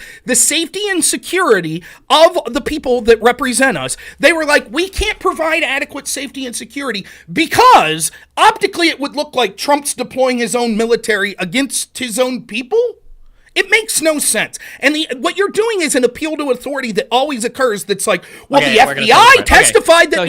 Just let me finish, please. 10 more seconds. None of these 10 seconds, please. The FBI, by the way. This is all the National Guard, which I don't even know what the FBI 10 seconds, please. Okay. Your appeal is always... Well, the people that I'm talking... No facts. Please. You could... 10 seconds. What your defense is always going to be is, well, the people that I'm impugning and saying, wow, it starts to look like a pattern here. This starts to look really bad. You'll always say, but their investigation into themselves or their testimony said they didn't do anything wrong. Okay. So let's cover some facts, okay? Okay. How many Proud Boys or organized like militiamen or whatever that were going to be the most extreme were even at the Capitol? Dozen, maybe? I couldn't tell you the exact number. I'm going to say a handful. That's fine. Okay. A handful of Proud Boys / we'll say truly violent people, okay? Do you have any idea? And these aren't gotchas. I'm just curious. And I'll look at the number if you don't know. Do you know how many Capitol Police were there? No clue. I think it was around 1,500. 1,000 to 2,000, right? Somewhere in that period. Okay. Okay. If we thought that there was a plan for these violent people to go into the Capitol and, kill Mike Pence or whatever, is it not reasonable to think that the 1,500 Metropolitan Police that were deployed there would easily be able to handle that? No. Why? Because do you acknowledge that they were aware that there was going to be tens of thousands, if not 100,000 people there protesting? They were not aware of that. They didn't know that there was going to be a massive protest / rally with tens of thousands of people? Nobody knew that Donald Trump, because that speech was written like 24 hours, I think, before the speech came in. Nobody knew that Donald Trump was going to gather all of his protesters and then send them to the Capitol afterwards. Well, that's irrelevant. Forget. Let's say I can It's irrelevant that the guy that told people to go to the Capitol told people to go to the Capitol? No, it's irrelevant in this sense. Let's say that I concede that argument, that they never fashioned the possibility that Trump would say go to the Capitol. For the sake of this argument, I'll concede that, okay? Which you may very well be right. I wouldn't know, right? Okay. The point is they knew they were going to be at least blocks away from the Capitol. Okay. Right? So here's what we have. You're the FBI, right? On a normal protest, like when George Floyd protesters act, they have a meeting. They know, okay, there's a protest scheduled for tonight. Let's look at the scenarios that could be. And this is normal operating procedure, at least, again, what Capitol Chief Sund is saying, that interagencies get together, maybe the city police, the Capitol City Police, the FBI, the Secret Service, they have these meetings and say, okay, here's the potentials for things getting out of hand tonight. We know that there's going to be a lot of people coming into the cities. So let's walk through scenarios. Stop. Nobody predicted that there were going to be massive protests or riots at the Capitol. Okay, right. That's my point. Okay. Right? So, now having said that, that's the normal procedure. Now, here's what you tell me if I'm wrong about this. Here's what we're both agreeing, what sort of, at least the FBI is saying. One, they were aware of the fact that there was a small handful of people that intended to attempt to murder Mike Pence and overthrow the government. Okay. And there were going to be tens of thousands of people there protesting people like Mike Pence and the government. I don't think people knew that was going to happen. Nobody knew that was going to be in Donald Trump's speech. Okay, that's fine, and you No. disagree. You To be clear, we can move on to this topic. You have no evidence. No. You're going to loop on this all day. You have real no evidence quick. for any of this. You haven't given me a single piece of evidence for anything, and you're standing in contrast. You can keep calling it a fallacious appeal to authority, but I can cite people that gave testimony under oath. You have nothing. Even Sun's interview with Tucker Carlson isn't making the conspiracy claim that you're making. No, this is completely delusional. You're fantastically on your own in your own world making this claim. Nobody else is supporting you on this claim. Not true. That is actually okay. Who? Again, there were plenty of people. I can't remember the name. No. Who? Give me names of people that are supporting the conspiracy that the FBI conspired to instigate this riot or allow it to burn through the Capitol, and that's why that nobody was sent. Wait, how does the FBI even prevent the deployment of the National Guard? I'm going to go back to the point that you glossed over there, and then we could get to this. The point is you're conflating two separate things. You're doing, again, you're saying there is no evidence. I don't think, or you're saying this, I don't think that they thought that Trump would send them to the Capitol. That's not the argument. They knew that there were a bunch of people that at least politically aligned with the murderers that were about to try to overthrow the government. There's a small handful of them, but there was also possibly 100,000 people 2 blocks away that may have had their back. So the idea that in that world, that the FBI is not, and it wasn't just the FBI, we're told that other agencies, for example, I believe the Secret Service is one of the agencies that we're told, the idea that they knew of this and yet refused to even sit down and brief the Capital City police chief that was tasked with the defense of the Capitol seems to be nonsensical. However, if we accept you, maybe we could somehow say, okay, but there's still a chance this is just gross incompetence. Okay, that's where we're at right now. Then the question becomes, so they're like, we don't want the National Guard there for optics reasons, so they'll stand by. They'll be like a couple blocks away. Once the riot starts to kick off, and it's obvious that there are thousands of people there, now your argument's out the window. Now there's 1,500 Capital City police, but there's thousands of people, some of which they know, at least people in positions of authority know, are attempting to violently overthrow the government. The idea that those people continued to stand down because they said for optics, that argument might make sense if they thought it was only going to be a dozen people, but once they realize that it's thousands of people that are involved in trying to get into the Capitol, can you give me any argument whatsoever that remotely makes sense why they would intentionally say, we're willing to risk the lives of these senators and Mike Pence because we're afraid optics of deploying the National Guard? Can you give me one argument that makes sense? I've already given you all of the arguments that are listed by people that did testimony under oath. There were a lot of people that were involved in this. Unless you're telling me every single one of these players was compromised by the FBI. Is that your argument? That the National Guard? Are you arguing that Miller was compromised by the FBI? Are you arguing that that every single person in this Situation Room was compromised by the FBI? Why is Nancy Pelosi, who's the biggest Trump hater, why is she saying we need people here right now? Was McCarthy compromised by the FBI when he called Trump and he said, what the fuck is going on? And Trump's like, I guess they're more mad than you are. Was Donald Trump compromised by the FBI when he sat in his office and he didn't call anybody? Was Mike Pence compromised by the FBI when he called and he tried to get everybody to stop? Like, how deep does this go? How deep does this go, Rob? How many people are... How is the FBI preventing the deployment of the National Guard? Can you tell me that? Sure. So what you're doing here is flailing. So, no. Don't tell me. I'm asking you, how does the FBI stop the deployment of the National Guard? Well, it wasn't just the FBI. Right? The FBI at that point, right, there were people that were connected to the Sergeant of Arms, connected to people like Nancy Pelosi and that in the chain of command that you're admitting those people said the reason they wouldn't do it for optics. Did those people know? Were they aware of what the FBI knew about these violent insurrectionists? Yes or no? My guess is maybe. I don't know, actually. Well, I don't really know how much interdepartmental communication there was between all of these things. Okay, so if they did know that at least part of the people that were there to murder Mike Pence and to violently overthrow the government, then you would say that their answer of optics is incredibly insufficient. Correct? No, because we agreed earlier that if there were only a handful of Proud Boys or truly violent people there, which is the conservative talking about, by the way, it was mostly people. If there were only a handful of people there and there were over 1,500 Metropolitan Police Department officers deployed, they might have thought that, like, this is probably fine. They should be able to handle it. So then okay. We need to take a step back here then for a minute. So first what I would say is you didn't answer the question. You didn't give me one reason. You just flailed and said... You haven't given me any answer. I'm asking you, how did the FBI stop the deployment of the National Guard? Listen. I asked you specifically, can you give me any possible rationalization if these people knew that at least some of the people there were violent murderers that were going to try to overthrow the government? And I gave you the rationale. It's incredibly reasonable. You don't like it. I said the rationale was if it was only a handful of people, they probably figured, it was fine. But do you think it's reasonable to deploy the National Guard to stop a handful of Proud Boys?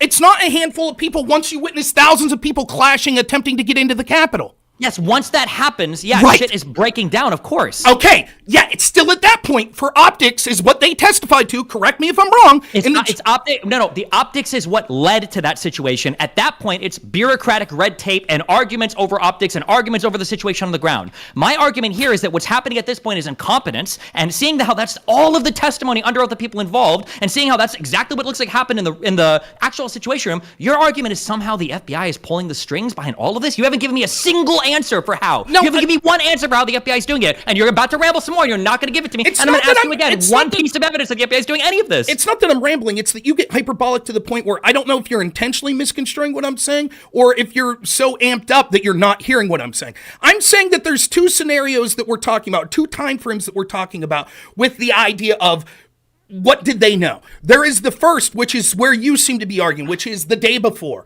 The FBI thinks that there's going to be these murderous insurrectionists, but there's only a handful of them. I've given my rationale why I still think that's insufficient to say, well, they didn't have a meeting with the Capital City Police Chief, et cetera, et cetera. But then I said, but forget about that. Even if we say there's an excuse, what happens once then we see it's not just a handful of people, it's thousands of people. And now you're saying like, well, at that point, it changed. Okay, that's where I'm trying to get. If it's thousands of people, once we see thousands of people, now the FBI and their claims about somebody being there to murder Mike Pence, that's not relevant anymore, Rob. Now the National Guard sees thousands of people. Why wasn't the National Guard deployed?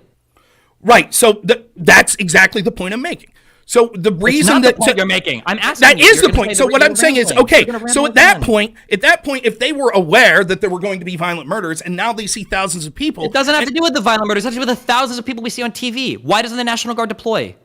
Okay, let me try a different. That's exactly the question I'm asking, but let me try a different tack. I've already given you an answer. You're not answering me. You want to go a different path because you have no answer for this, Rob. There's no answer. I gave an answer. You're whacking. If I gave an answer, if you're someone who's tasked, okay, you ready? Ready? Here's the answer.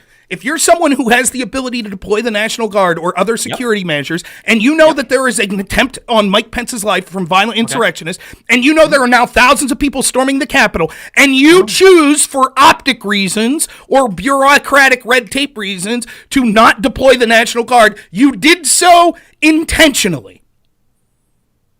That's my argument. You did so because you wanted the outcome that occurred. You wanted it to get violent so that then you could use it to go. That's my answer. Okay, you don't like that answer. What's your answer? Your answer is just, well, they knew that there was going to be. No, now, what you haven't done. Now, listen, you just went on a big. So let me now state your position.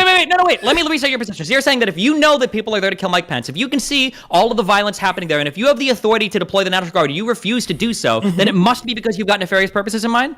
That would be Occam's razor at work, wouldn't it? Gotcha. Okay. Who has the ultimate authority to deploy the National Guard? Well, at the end, Trump would be one person. The sergeant. The ultimate authority rests with Trump. He saw people saying, hang Mike Pence. He was instigating violence against Mike Pence on Twitter in his speech, and he saw everything that was going on TV and had multiple people informing of the situation. So by your logic, then Donald Trump was literally inciting an insurrection to murder the vice president. No. You laid out the whole argument right there for me. So let me, again, careful deflection there to pivot away from it, but let me explain. Donald Trump wasn't receiving briefings that there were violent insurrectionists that were going to murder Mike. Show me. Oh, wait, receiving briefings that there were violent insurrections going to murder Mike Pence? That doesn't matter. You didn't say that. No. That's exactly. Notice. He already knew that there were people on TV, and he knew people had a gallows out for Mike Pence. He already knew all of that. So he knew people were there with violent intentions toward Mike Pence, and he saw the gallows. That's why he tweeted out the Mike Pence has failed us. So Donald Trump had everything he needed at that point to stop the insurrection. Why didn't he? Okay, so let's say the reason that this is different is because you're saying on one hand the FBI sincerely believed and have testified that they were aware that there were people there that intended to murder Mike Pence. I don't even know if that part is true. I just gave it. I don't actually know if the FBI knew that. Well, that's what their claim is, that there was an insurrection. So much so that the Colorado... No, hold on. That was a very sneaky play. You said that the FBI said that they knew in advance that people were going to be at that ride to go and kill Mike Pence. I actually don't know if that claim is true. I haven't heard that before. Let's take away the statement of kill Mike Pence. They knew that people were there to violently overthrow the government. And wait, that's a way different claim. You just walked that back to a totally different claim now. Let me see. Because now you're saying that it wasn't about killing Mike Pence. If it was just people were there to protest or riot, that's fine. But you agreed. No. And they could also thought the MP that's not what. Again, the differentiate. I don't know if the language said specifically that they were going to murder Mike Pence or target Mike Pence, and they were willing to use violence. I can't remember what the. So I'm just being. Why can't we think that maybe the MPD again? Please let me get 3 words out before you interrupt. What I'm saying though is, it's clear that you keep rephrasing things and things that are more favorable. You're saying, well, if the FBI thought that there was going to be a protest or a riot, that's not what the claim is. That's not what they're charging people with just rioting. They're saying there was a pre-planned attempt at an insurrection. So regardless if that pre-plan specifically said it was going to murder Mike Pence or just use violence to violently overthrow the government, that's different than just a protest or a riot like you're trying to frame it, right? Okay, what I'm saying is... Wait, real quick, let's see. What did the FBI like say or no? Well, according to looking at the sources, so looking at some of the cases that we have with like the Proud Boys and people like that, they're saying they had informants beforehand that knew, or that so they were aware of the fact that there was going to be violent actions that occurred that day and attempts at an insurrection. The Colorado court, which kicked Trump off the ballot, said that it was so evident that agencies, including the FBI, had evidence that there was going to be a violent insurrection that Trump should have known. That's part of their rationale for why Trump knew that he was pouring fuel on the fire, because when he gave that speech, he should have known that there were violent insurrectionists there. So it's clear that that's the narrative that's being put forth. That's what the FBI said. That's what courts have said. That the FBI had informants. They had people that they were talking to beforehand that knew that there was going to be a violent attempt at an insurrection that occurred that day.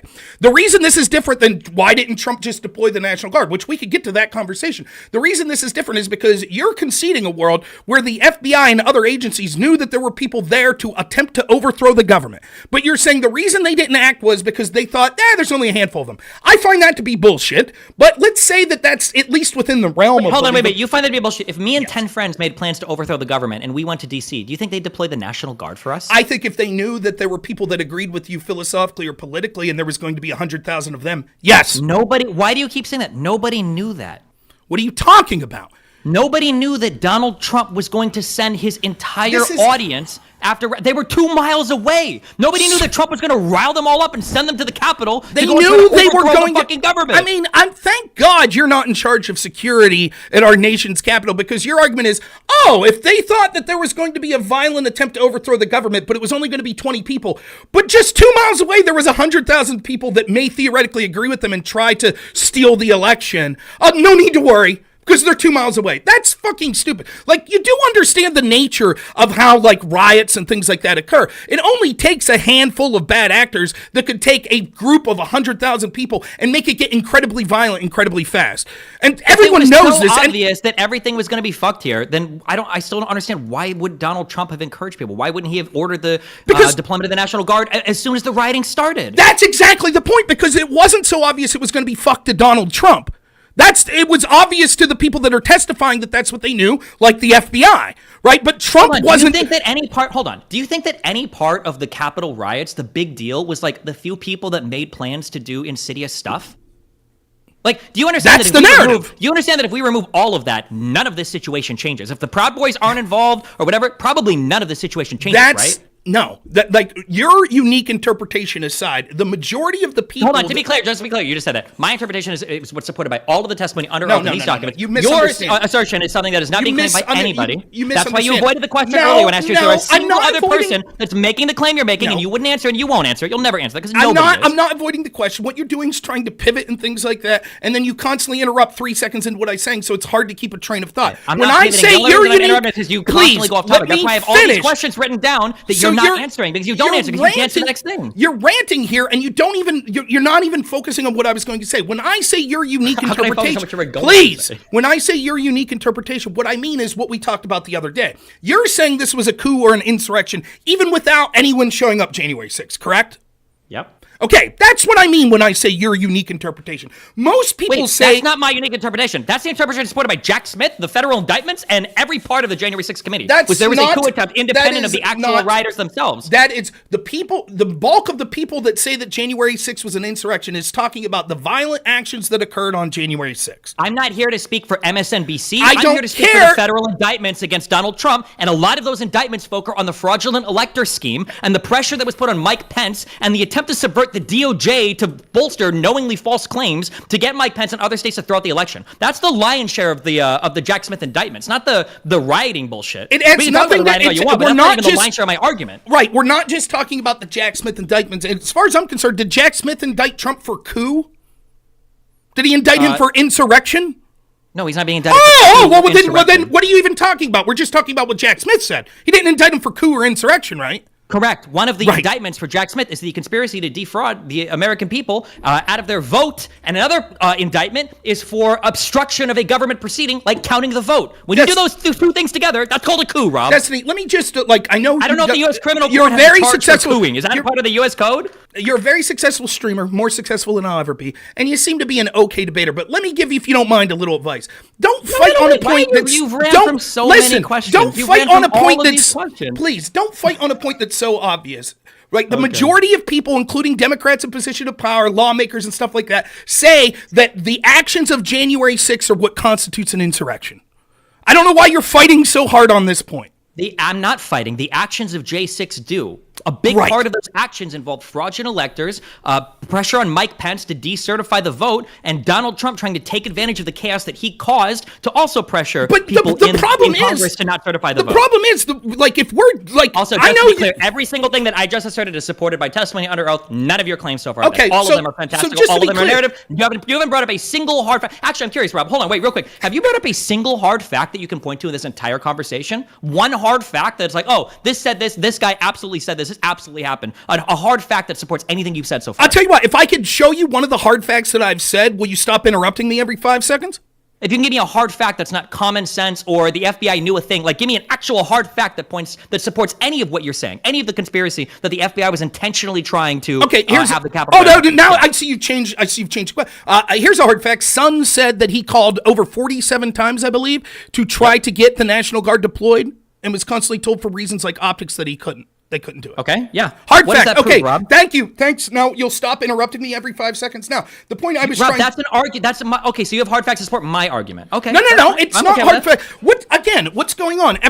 Again, we can't actually get to a productive area. Please, here you go again. We can't get to a productive area of the debate because what happens is you're so interested in framing the debate in your way that we're unable to get to the facts where you interrupt every 5 seconds and things like that. If you just allow that, and you're even arguing on shit that's like just totally a red herring, like, oh, the January 6th, like when I say your unique interpretation aside of like it's a coup for the alternate electors, the people that are saying that January 6th was an insurrection, no one says that, everyone, Jack Smith, blah, blah, blah. Like, it's just, you're fighting for the sake of fighting. If you want to have the conversation, we'll have the conversation. I'm fighting on the same side that the Federal Prosecution Office is fighting. If you want to say Jack Smith is fighting for the sake of fighting, that's fine. But you don't have any arguments against any of the underlying facts. You just have your feelings about all of this. And your crazy conspiracies that not even another credible person is actually testifying to. Nobody is supporting any of these conspiracies. That's why when I asked you earlier, is there a single other person saying the FBI intentionally set people up? You didn't answer it, and you won't answer it. You're about to ramble again. Yes. You will never answer that question. Why do you think all the people were saying that the FBI had informants there and foreknowledge? And like, for example, didn't you talk to people that were saying Ray Epps was a Fed? What do you think the implication is that they're saying? That the FBI set this up. Answer it again. You're not going to answer that question. What I just did. Okay, I'll answer. Everyone that said that Ray Epps may be a Fed is saying that they think the Feds started the riot. And set it Alex up. Jones, that's who you're appealing to? Oh, there's plenty of people that have questioned like the story of Ray Epps. I'm not getting. We get into Ray Epps if you want. The story of Ray Epps is equal to accusing the FBI of inciting the riot? Yes. What do you think they're saying when they say that Ray Epps was a Fed and he's the one who orchestrated and told people to go in? What do you think they're saying?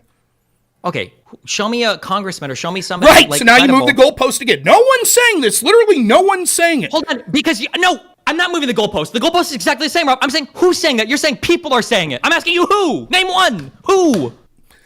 I don't have to name this, but there have been plenty of congressmen that have raised the point of Ray Epps. Right? There have been plenty that I'll look up the person here, I promise, when I get some downtime. The point is, this is a deflection. It doesn't matter if anyone else is saying it. Is the argument I'm making sound or not? And what we stand on, is, and as I've already said, you're in the enviable position of saying this, that these agencies knew that there were violent people that were going to try to overthrow the government, but the reason they didn't act to have security beforehand was because they thought there was only a handful of them, even though they knew that miles away was hundreds of thousands of people. And once it kicked off and they realized, here comes thousands of people, they still said, well, for optics reasons, we're still not going to deploy. And the reason you prefer the interpretation of, well, that's legitimate, is because that's what they testified to. And I'm making the argument that that's absolutely fucking insane. The idea that these people were willing to jeopardize the lives of the vice president and members of the Senate because they thought it would look bad for optics to deploy the National Guard that was 2 blocks away. Yep. Okay, And your that's the argument position is you're that- defending. And your argument is that there is a historic conspiracy, probably the largest orchestrated of all time, an interagency conspiracy to incite a riot to prevent the peaceful transfer of power. This would have involved the coordination of several of our intelligence agencies, maybe the DOJ, maybe Miller himself, and this entire plan that was concocted has zero evidence behind it. There is not a single leak from any of the hundreds or thousands of people involved, and not only would this be the largest conspiracy of all time, not only this involved the coordination of hundreds or thousands of people, none of whom come to the media, all of that could have been shot down by a single Trump tweet, and he decided not to do it, Rob? That's your position? You're fucking insane. No. You haven't given me any evidence for any of it. Imagine going through all the work. Imagine you're the FBI. Imagine you've gone through all this work, and then at 1:15, Donald Trump tweets, "Hey guys, this is looking a little hairy. Go home. Be brave tomorrow, patriots." And now they're all of their planning, all of the executions that would happen if people got caught doing this, all of the leaks that might come out, all of that was all destroyed. Like, oh God, Trump fucking tweeted, we're fucked, guy. Oh shit, he shut the whole fucking send in Ray Epps and his whole family. Like, bro, your position is is unbelievable. That's an unbelievable position. Okay, when you like strawman the position, then it's easy to say that it looks nonsensical. What part did? Wait, tell me, wait, real quick, or the conversation's done. Okay, now we're at the final point. Okay. I need you to tell me what part did I just say that was a straw man? That it would be the biggest conspiracy of all time that would involve thousands of people. What? How is that not? What part of that is a straw man? Well, why would it involve thousands of people? Explain to me. Well, you're telling me multiple people in the FBI are involved, correct? Okay, so multiple there's equals gonna be thousands? agents.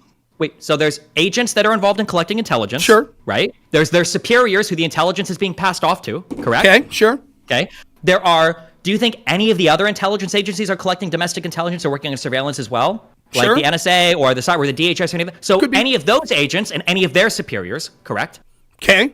Okay. They And wouldn't if need to go be involved in anything. What? They wouldn't What? need to be involved. It would only be ones that normally going through the normal chain of command. For example, they probably collect stuff all the time. And there's no evidence that they hold on. Remember, Rob, your argument before. Remember, Rob, your argument that you made to me 3 days ago was a single brave whistleblower forced Comey to make an unprecedented public announcement about Hillary Clinton's email leak. So you're telling me that none of these people that we just talked about would have whistleblown? Hey, guys, isn't it weird that there's no National Guard here and we are giving you all this intelligence that shit is getting fucked? So all of those No, people how need would to they be know? in on it. Again, how would they know what the deployment of the National Guard and what the deployment of the capital city, if they're not normally involved in those sorts of conversations? We don't know if they collected this. This is, and honestly, like, you're sort of like, I don't know what the term is. I'm sure there's some Wait, I agree with you. Now, hold on. Now you've become very reasonable. Random people on the ground collecting intelligence might not know exactly how all these processes work. That could be the case. You don't think there's a possibility that in that situation room there was a whole bunch of headbutting and confusion over how the fuck are we supposed to handle this situation right now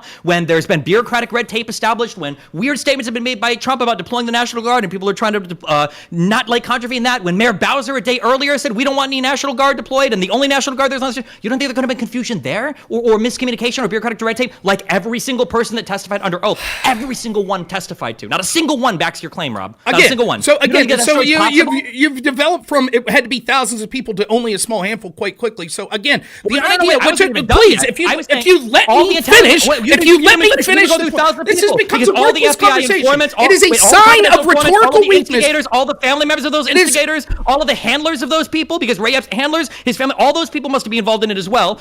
It would have been, how many people in Congress would have had to have been involved in it? It is a sign of rhetorical weakness that you need to continually interrupt me because you know that you're losing the argument. That's why you're doing it. It's rhetorical weakness is what you're doing. Now, let me finish. I'm going to write down every hard fact. Okay, you write down. First off, when you say other agencies like the NSA may have heard chatter and stuff like that, that's true, but we're not talking about the specific stuff that the FBI said in their indictments of groups like the Proud Boys, that they actually had people embedded, that they were hearing this in real time and things like that. That's different than just the NSA picking up chatter. Second, you have no evidence that the NSA picked up any chatter whatsoever. So now what you're left with is there are some agents that were aware that allegedly that the Proud Boys were going to, and Oath Keepers, other groups were going to commit a violent insurrection, right? We also know that I think that it's been said that they reported to their chain of command. So someone that would have been in normal communication from the FBI with a story this big, these people are going on this specific day to overthrow the government. That communication in any normal circumstance would be given to the people that are tasked with defending the Capitol. For some reason, it didn't happen. Even though the Capital City Police Chief says anytime there's any sort of protest or stuff like that, these sort of communications between him and other agencies happen. This one time, it didn't happen. So right now, the only amount of people that we need need are a couple of the people that were on the ground at the FBI that probably kicked it up to their superiors and said, hey, it's not our job to communicate with the National Guard. Then those people at the top of the FBI that would have communicated, which they didn't, so they would have had to have been involved. And then the people in the chain of command that would have allowed the National Guard to be deployed once they saw shit was getting out of hand, but purposely chose not to leave it to be deployed. So that's like 5 or 6 people. And you said it would require thousands. Care to respond to that? Yeah. Do you have a single shred of evidence of anybody testifying, of anybody investigating, of Durham uncovering anything, of any House committee uncovering anything, of any congressman making any of these accusations, of a single person with any credibility whatsoever making an accusation like this? Okay, so I will answer that question, but I see that we pivoted off from your claim that it would have required the massive conspiracy, thousands of people. I'm glad we've dispensed with that. One that you're make that the FBI is uncovering like very credible allegations that people are going to go kill Pence. That level of conspiracy to inhibit the deployment of the National Guard and everything else. I think that would have. I said first of all, my initial claim was hundreds or thousands because I don't know how many. It depends on how many confidential informants and instigators are there. Because some people have claimed that there were hundreds of instigators there, and some people claim there was just Ray Epps. I guess some people claim more than that. So yeah, I said hundreds or thousands. If that's really the point you want to get me on, that maybe this would have only taken 50 collaborators. Regardless, it would still be the largest probably conspiracy of all time that our intelligence agencies have concocted against the president or the people of the United States. It would be. But regardless, you have no evidence for any of the things you just said. But if that's the one point you want to stick on that actually does designate, this conspiracy would have only taken probably like 50 to 90 people, not hundreds. That might be true. I don't know how many this would How many take. people? It would be unprecedented. Okay, so again, because you're bringing up this would have been the largest conspiracy done by agencies like the FBI. How many people were involved in the illegal spying of Trump's team? I don't know if any of that spying was illegal. It certainly was illegal, and according to the IG, why was it illegal? He said that there was 2 or 3 teams at the top of the FBI. Wait. When you say illegal, can you qualify? What do you mean by it was illegal? It literally was illegal. Their spying was illegal. It was against the law. What part was illegal? The idea that they got a FISA warrant to spy on Carter Page, following... Hold on. They got it through Papadopoulos' Australia person. They got evidence to spy on Carter Page. No, they didn't. That's a lie. What do you mean that was a lie? Nothing about Papadopoulos' situation and Alexander Downer, the Australian pro-Hillary diplomat. Nothing about that conversation whatsoever led to anything about getting a FISA warrant on Carter Page. Gotcha. Wait, so real quick. So if I look up the Durham report, Durham is going to say that initial investigation was completely and totally illegal? No, he's going to say the FISA warrants, 2 of the 4 FISA warrants were ruled illegal. There were illegal FISA warrants? Yes. Okay, the spy on Trump's team. Yes. That's exactly what happened. They did all kinds of things. Primarily, the reason they were deemed illegal was because Kevin Kleinsmith, who actually was charged with this but given a slap on the wrist, literally changed evidence to the opposite of the truth to say that Carter Page... Okay. Kleinsmith does not change evidence to the opposite of the truth. Yes, that is not Clue. He added 4 words to that email that said that Carter Page wasn't a source because he felt like the underlying material said as much. And even in the conviction for Kleinsmith, where he was convicted for altering that email, they say as much. They don't believe that he was trying to misrepresent the email. They just said he was trying to take a shortcut. If you want, you're welcome to go and look up that conviction. But no, he did not fundamentally alter that. And if that's what your whole argument is relying on for the establishment of that FISA warrant being bullshit, then you are dead wrong and the prosecution disagrees with you.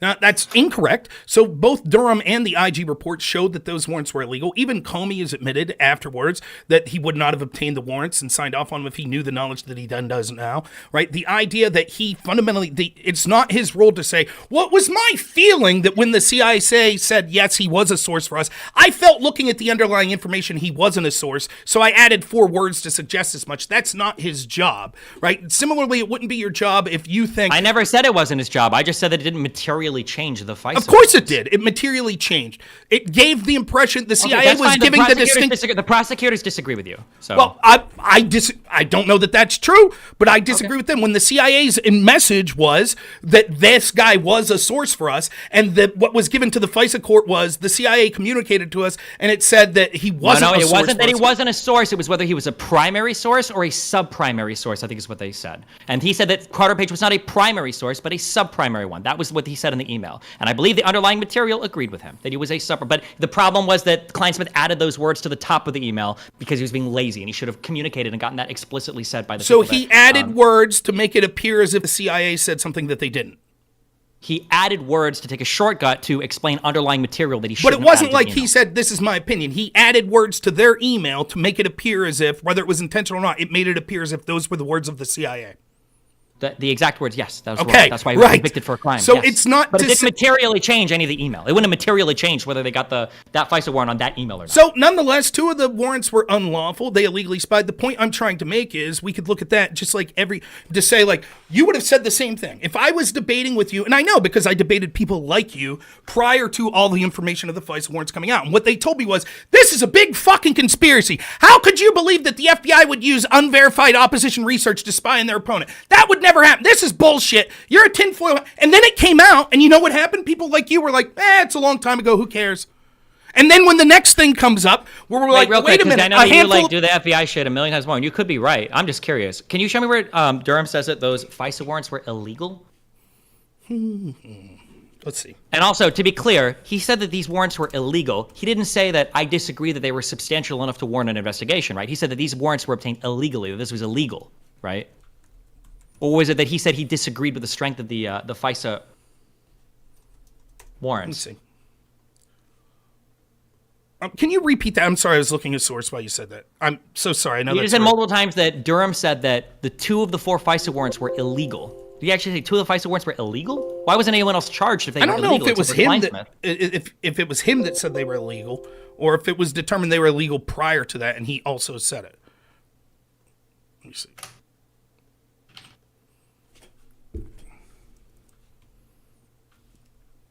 This isn't really a point of contention that most people make. Well, it's never a point of contention when it actually comes up, but to fact check, I noticed, but. Mm-hmm.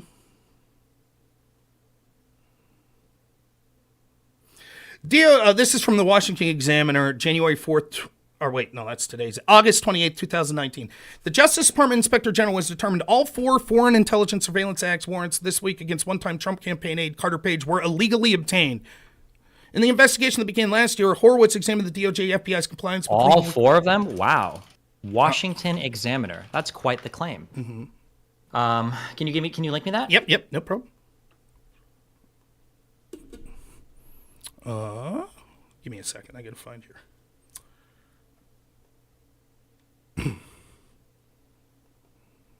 Okay, it's in your direct message there. Now, to be fair, that says Joe DeGenova says. So let's see if we can find something that's more of a direct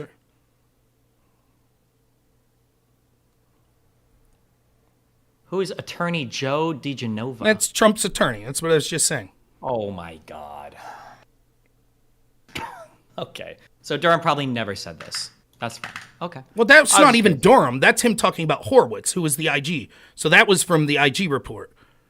Sure, but you said that the Durham investigation said that 2 of the 4 FISA warrants were obtained illegally. Illegal? Well, I'm curious if, why nobody was charged if they were illegal. Okay, now, I'm wondering if it wasn't illegal, but if it was instead him saying that I don't feel like the underlying material were strong enough, that would be a different thing, which might be fair, but here's another CNN. Washington Examiner article, and we'll see if this is better for you. Now, granted, I'm just searching, so let's read it together. Right, but it says FBI director admits, yes, surveillance of Carter Page was illegal. This is from February 7th, 2020. FBI Director Wray agreed the Justice Department and the FBI illegally surveyed Carter Page when they used British ex-spy Christopher Steele unverified dossier to obtain 4 foreign FISA Act warrants against the Trump associate. Wray made the claim during congressional testimony before the Democrat-led House Judiciary Committee earlier this week. The report by the Department of Justice Inspector Horowitz concluded that the FBI's Trump-Russia investigation was flawed, and he criticized the DOJ and the FBI for 17 significant errors and omissions related to the surveillance findings. I want to see if I could find Ray's.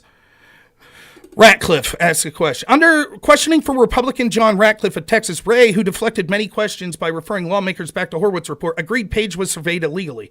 Quote, the report acknowledges that this was illegal surveillance with respect to at least several of these FISA applications because there was not probable cause or proper predication, correct, Ratcliffe Act? Right, says Wray.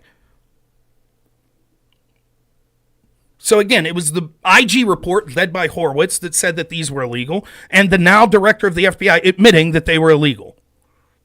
Okay, I didn't hear you just say illegal there. You can show me that article. Yes, I think it's in it's the second article I sent you in the DMs.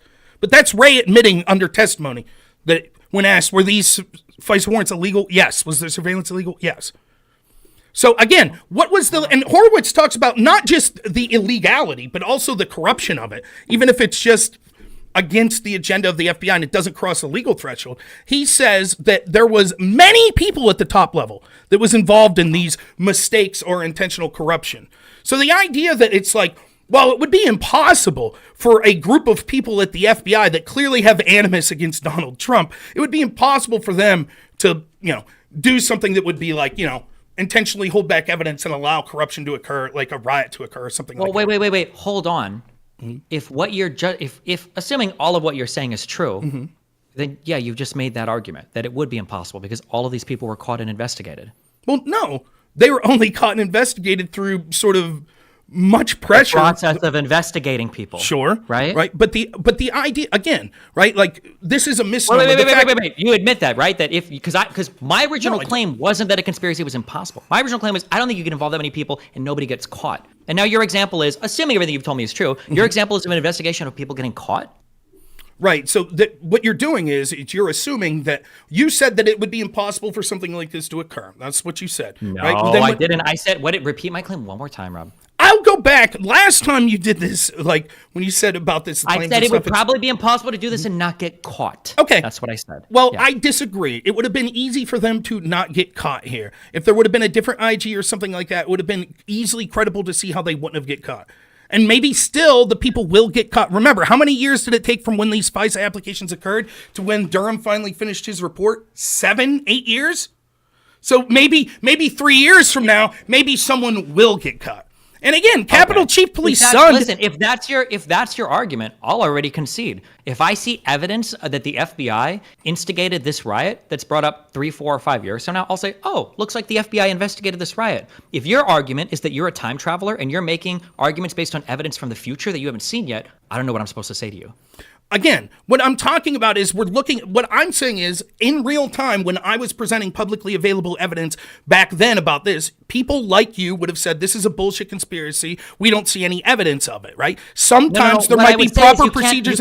Please, let me finish. You can't. The same is being done here. Don't say what people like me would say. I'm misstating my position. What I'm saying is you can't state a conspiracy without having evidence for it. I would have said that. I do have evidence. And I would say today, but you haven't given us. That's not true. You keep saying it's not evidence because this is your standard of evidence. This is what you say. But all the people that got interviewed in the January 6th committee from the Capitol Police and from the FBI said they didn't do anything intentionally. They didn't do it wrong. Things I'm not even saying. I don't know why you do this. My standard of evidence, I've not even give you a high standard. I'm just asking, is there one credible person that has made any of these assertions? That's my only question. Capitol Chief Police Son says that there's a cover-up with what happened in January 6th. Okay. Capitol Police Sun cover-up January 6th. Yes. Okay. Well, let's look for it. Sure.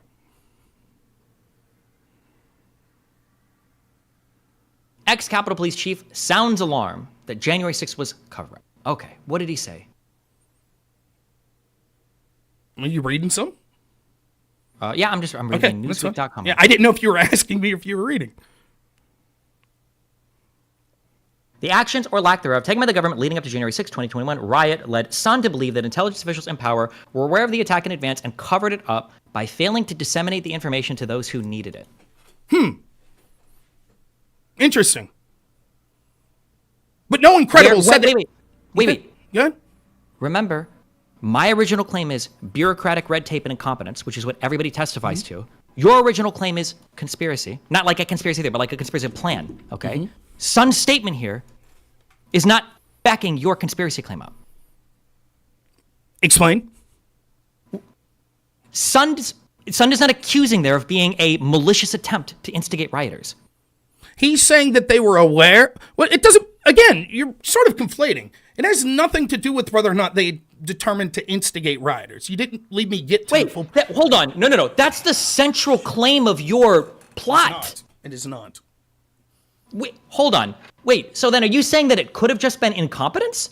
No. Then why would they cover it up? Okay, let me clarify. You're sort of moving the goalpost here now. You're saying Sun's not saying... No, I'm restating both. Wait. I'm restating both of our positions. I'm going to write it down because you keep using this moving the goalpost thing when I have it. I'm writing down questions. You write it down. Still haven't show answered. me. So, you show. Hold on. Wait. I'm writing our position down. Okay. So my position is the FBI. No, not the. I don't even know why that. Fuck the FBI is even implicated here. My position is the National Guard failed to deploy in an adequate way on January 6th because of the bureaucratic red tape plus confusion in the Situation Room much of it stemming from officials' concerns about the appearance of the National Guard in the Capitol on January 6th. That's my position. Okay? Cool. Okay. Your position is that the FBI. Why don't you let me give you my position instead of because if I can state restating it it correctly, then it shows that at least I understand yours because you failed to understand mine. Okay. Then your position is that the FBI received intelligence ahead of time that multiple people in Washington, in D.C., were planning/plotting to kill Vice President Pence.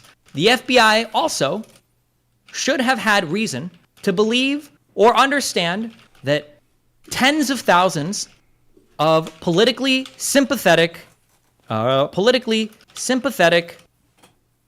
people will be in D.C. These two pieces of information were enough that they should have passed these concerns up the chain of command, which would have allowed for a proactive response to potential violence, but instead was withheld because the FBI wanted there to be violence on J6 so they could show the country how violent/evil Trump supporters/protesters are. That's your position, correct? Pretty close. And that's different than what you just said before I forced you to write that down. Well, I'm sorry. What did I say that was different than you this? said that I said that like something to the effect of the FBI was in there instigating it. Is that what you said? Now, where in anything that you just typed did I say that? I'm sorry. I conflated your claim with others as well. Okay, because you had also brought up the thing. Because when I asked you earlier for a single person that was backing up what you said, the example that you gave was a congressman talking about a van with FBI people being driven around the protest or whatever. That was the one thing. So I'm sorry. So I added the instigator because I heard you say that as a piece of evidence. Maybe you want to toss that out to somebody supporting your side then. That's fine. So then, okay. But this is your position then, okay? Right. There may have been people that were working with the FBI intentionally instigating or not. It's not what I'm saying is necessary for this. What I'm saying is that, like, look, it's willful ignorance if you don't understand that when people are impassioned and there's protests like this, we could see example after example of it, not just on the left, you could also see examples of this on the right, that there's small things that could kick it off. And so if you set the conditions where you knew there were a bunch of people that were going to be there pissed off, right? And you, apparently the FBI was aware that there were people about to attack. I don't know why you keep restating this, Rob. We don't disagree. The only disagreement we're having is whether or not it would have been reasonable to expect that the Metropolitan Police Department could have held it off. Okay. Everybody under oath agrees with me. Your claim is that they should have known better, but you have no evidence of that. Okay, so then let's try a new tact. You said that when Sun says he thinks there's basically intentional. Can you read the words you read again, what Sun said, and then you said that doesn't defend my position? No, because it came from Newsweek. I just want to hear him. Oh my God, it's 55 minutes. I don't remember Sun saying a cover-up. Let's see if I can find it. Because this has cover-up in quotes, but let's see. I wish there was a transcript. I know it's difficult to find. I watched the whole thing, but I watched it months ago. Cover-up in that? Okay, you know what, actually? Just give me a little bit. I'm just going to speed through 2X and listen to what Sun has to say. So there's a section here called National Guard Restrictions. I'm wondering what he has to say. Let me 2X it and listen. Hold on. Okay.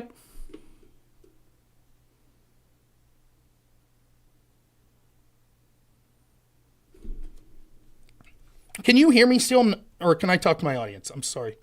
Oh, yeah, just mute here and talk to your audience. Okay. Go ahead. Just let me know when you're ready. Sorry. Yep. So I think that you could see, for the people in my audience, what's going on here is the control freak nature of what he's doing, where he has to constantly interrupt and control the tense of the conversation because he knows if I'm able to formulate any sort of thought, it puts massive holes. And so he always has to sort of be hyperbolic and try to straw man and say, well, it costs thousands of people, blah, blah, blah. I mean, his fundamental position, what he wants you to believe, you can see. He started off saying that, like, well, there's just the fog of war. They didn't know what was going on. We could all watch it on national television. We all saw it. And then he deflects these constant appeals to authority. What does it matter if not one congressperson says what I'm saying? If the facts that I'm outlining makes the most reasonable explanation, the conclusion I'm coming to, who gives a shit if no other congressman said it? And these are the sorts of appeals to authority that you see quite frequently from him, right? Where he'll say over and over again, like, well, the FBI said they did nothing wrong. They investigated themselves and the court said they did nothing wrong. And so he wants you to ignore the evidence in front of your face. So what he wants you to believe is that the FBI was aware that there was going to be this violent insurrection to overthrow the government, but thought there's only a handful of people. So they didn't even talk. Trying to bait him into the answer. Didn't even talk to the capital city police chief that was in charge of defense. They didn't even bother to talk to him. Even though in all these other situations, they did talk to him when there wasn't any accusations of a violent insurrection about to occur. And it's absurd to think they could have thought, but there are going to be hundreds of thousands of people here just 2 miles away. He says, no, that's absurd to think because they didn't think those people would actually move to the Capitol. What? And then once it kicks off, right? Once it kicks off, he still says, he admitted it, he tried to get out of it, but for reasons like optics, they decided to, again, not deploy the National Guard, even once thousands of people were involved, and it was clear that the Guard was getting overran, or the Capital City Police were getting overran. And they can't have his cake and eat it, too. We haven't even got to the part where he keeps talking about, well, they didn't want to deploy for optics, but then him and others will simultaneously make the same argument that Trump should have deployed. But if he's being told to listen to the people that are saying, well, you can't deploy because of optics, why should Trump have went around them? Not to mention, I didn't even get to there's so many points I didn't get to make. Like he keeps saying, all Trump had to do was say be peaceful and it would have put a nail in their entire plan. He did tweet to be peaceful. He did tell people to go home. But I don't get a chance to get those thoughts in because Destiny's controlling the tenor of the conversation. Now I need to go get a water. I'll be right back.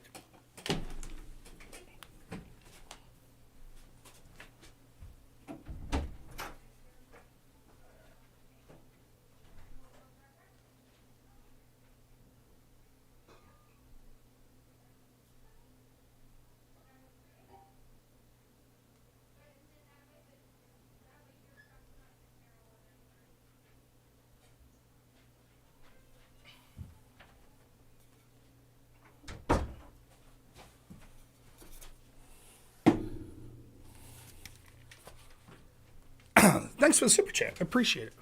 Well, he said to go march peacefully at the actual speech, which we're told is a dog whistle for be violent. And again, they can't have their cake and eat it too. On one hand, they want to say, oh, this was because what it was a riot that got out of hand. But they want to be like, no, it was pre-planned. These people were planning to violently overthrow the government with no weapons. And Destiny's like, well, maybe they thought that Trump was going to bring the National Guard on their side. It's nonsensical. That's horseshit, right? So they're going to try to violently overthrow the government with no weapons, is the argument. And what we're being told by like the feds and all these people in positions of power is this was a pre-planned violent insurrection that Trump should have known about. Therefore, he should be kicked off the ballot and, charged and all this shit. But the FBI didn't take it seriously enough to pick up the phone and call the guy tasked with defending the Capitol and say, by the way, they're trying to have an insurrection. They're like, nah, it's not that big of a deal. Then once thousands of people, that's step one. Even if you believe that, then step two is now all these people are aware of that and they see the riots start to happen. And instead of saying, well, the National Guard's 2 blocks away, let's send them in. The guy that's in charge of the police there is frantically calling people like, fuck, my people are getting overwhelmed. Send someone here. But they didn't. You ready? You good? Yeah, okay. So, 1, this interview is not under oath. And 2, even if it's not under oath, he never makes the claim of there being a cover-up.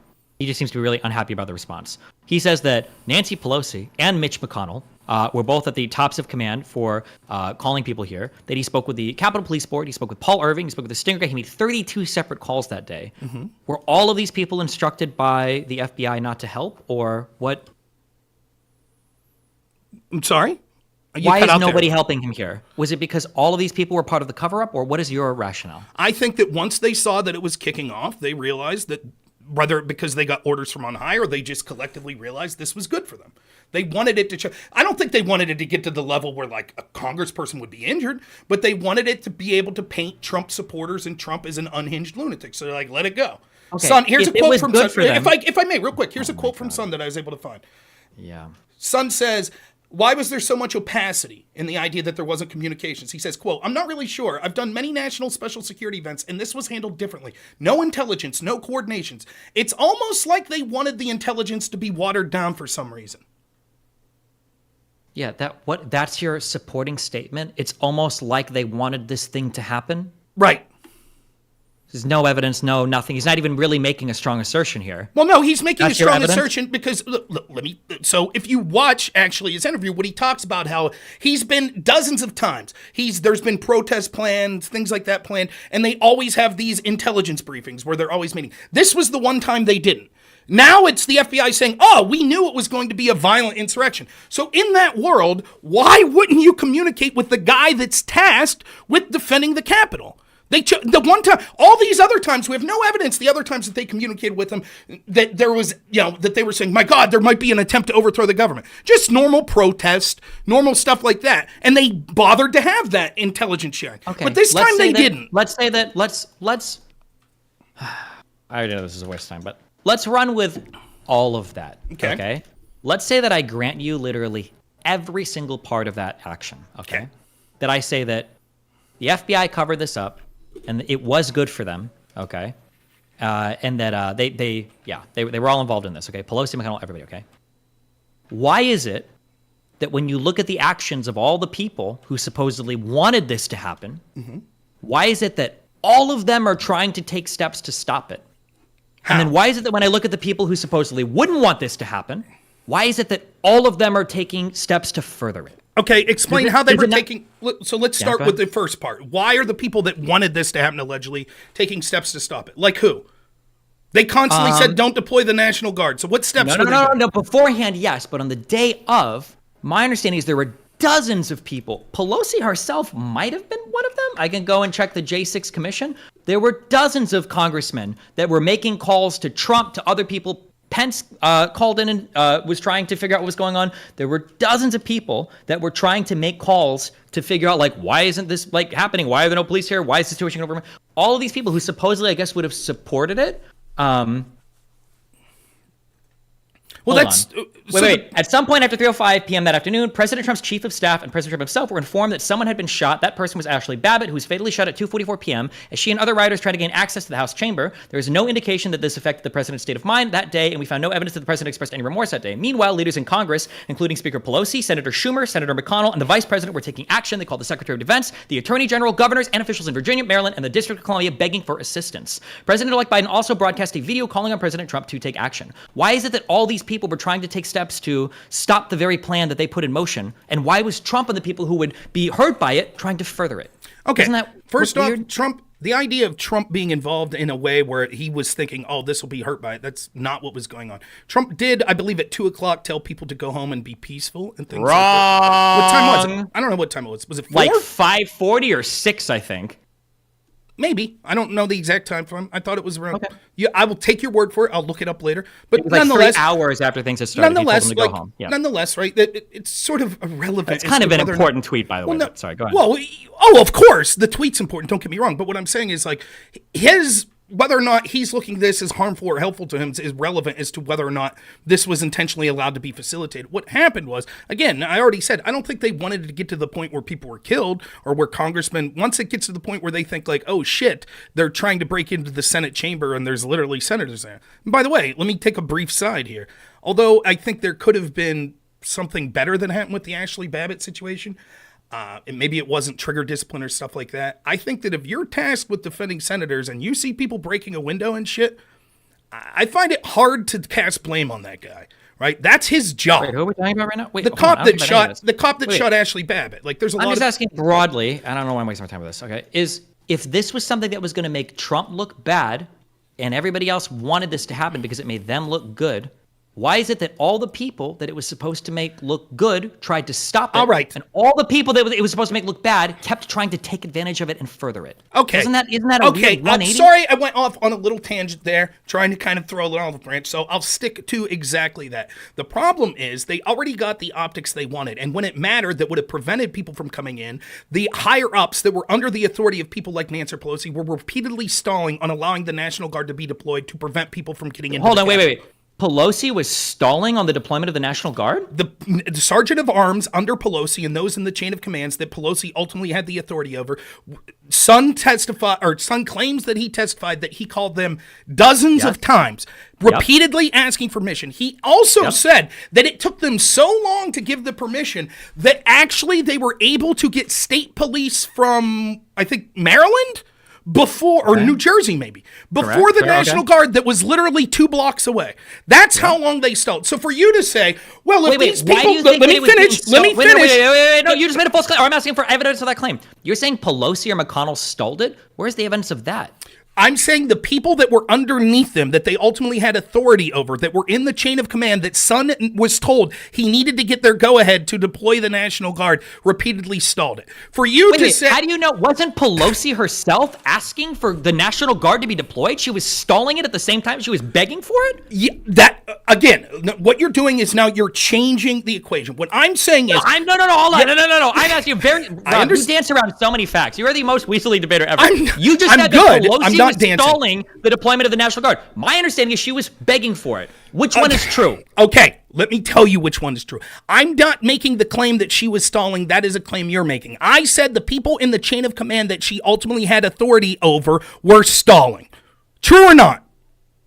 Who is if she's at the top of the chain of command, which she's not for deployment of the National Guard, why wouldn't it be her stalling, or were the people below her stalling? Is that what your claim is? Or my claim is that the sergeant of arms and the people below him, I don't remember the specific people's names, but those were involved in the chain of command, that the Capital City Police Chief's son repeatedly, dozens of times, was calling people and saying, the National Guard's right there. My people are getting their ass kicked. Can you deploy them? And they kept saying, no, we can't do it. We'll kick it up the chain of command. We'll kick it up the chain of command. What you're doing is saying, but here's a report that's saying Pelosi called and said, can't we get the National Guard? Well, apparently she didn't call the people that were directly under her that had the authority to tell Stephen's son. Son's people under her had the authority. I think they were waiting for a decision from Miller or the lieutenant chair of the whatever army. I think those were the 2 big people that they were waiting, because there were people like running to was it the White House? Or there, like, the calls to Miller were the things that everybody didn't know what the fuck was going on. That's my understanding. He was told repeatedly. Son says he called dozens of times. I forget how many times. I thought he fucking moron. Why do I care what Son was told? He made calls to people that didn't have the authority to deploy the National Guard. That's not true. The deployment authority ultimately extends to Trump, which was delegated to Miller and the lieutenant army chair, whatever the fuck. Like, these were the 2 people that needed the final fucking call, because people were asking the guy under Miller, hey, can we deploy the National Guard? He was like, hold on 1 second. If he doesn't have an answer, there's no fucking way Pelosi or any fucking loser under her or fucking Son has the authority to do it. So I don't know why we're appealing to Son as an authority here. The guy's giving an interview to Tucker Carlson. He's not aware of the chain of command there, I guess, even though it's his fucking job, right? If you're waiting on Miller to make a decision, why the fuck do you think the chief of sergeant of staff of fucking arms or whatever can do it? Again, like, what you're doing is you're just getting hyperbolic and like ranting about stuff that's irrelevant to the question. Now you're saying that we shouldn't try. Right. You like throw all these implications. You already did it once with Tucker. So you're like, well, the fact that Son's talking to Tucker, he clearly doesn't understand chain of command. I'm going to take the guy that's the literal Capital City Police Chief that's in charge of defense of the Capitol's word over yours that doesn't like the fact that he talked to Tucker Carlson. That's what I'm going to do. I didn't say I didn't like the fact that he talked to Tucker Carlson. What I said was, I don't like the fact that people like to say a whole bunch of shit to the media, but then when they're fucking under oath, their stories change significantly. That's why Trump's campaign lost 61 out of 62 of their cases. It's because everybody around him has so much to say when they want to talk to the media, and as soon as they're in front of a judge with their ass on the line, they walk back every fucking thing they say. So I just want to be clear. You're saying that you're not disputing that what Sunday is saying here would show that there were people under the chain of command of Pelosi that were stalling. You're just saying that... hold on. Son didn't even say that. You're making that up now. Son said that he put in requests and that they said they'd passed it up the chain of command and nothing was happening. You don't have any proof that they were stalling? Well, he says that, again, do you want me to read his quote again? Like, he seems to think that it was an intentional... Why does he say that? What's his evidence for that? Do you want me to read again what he said? Yeah, read it. Okay, let me find it. Well, shit. Now I don't know where I put that article. Oh, boy.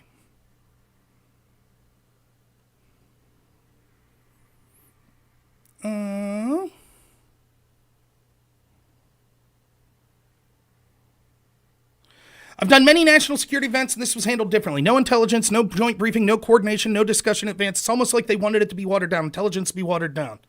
Let's see where he talks about how many... So the whole quote is basically him saying, let me summarize. He's saying, isn't it weird? That's his whole assertion. I know you like that phrase, isn't it weird? Yeah, I think that's all he's saying. That's literally what you just said. Isn't it weird?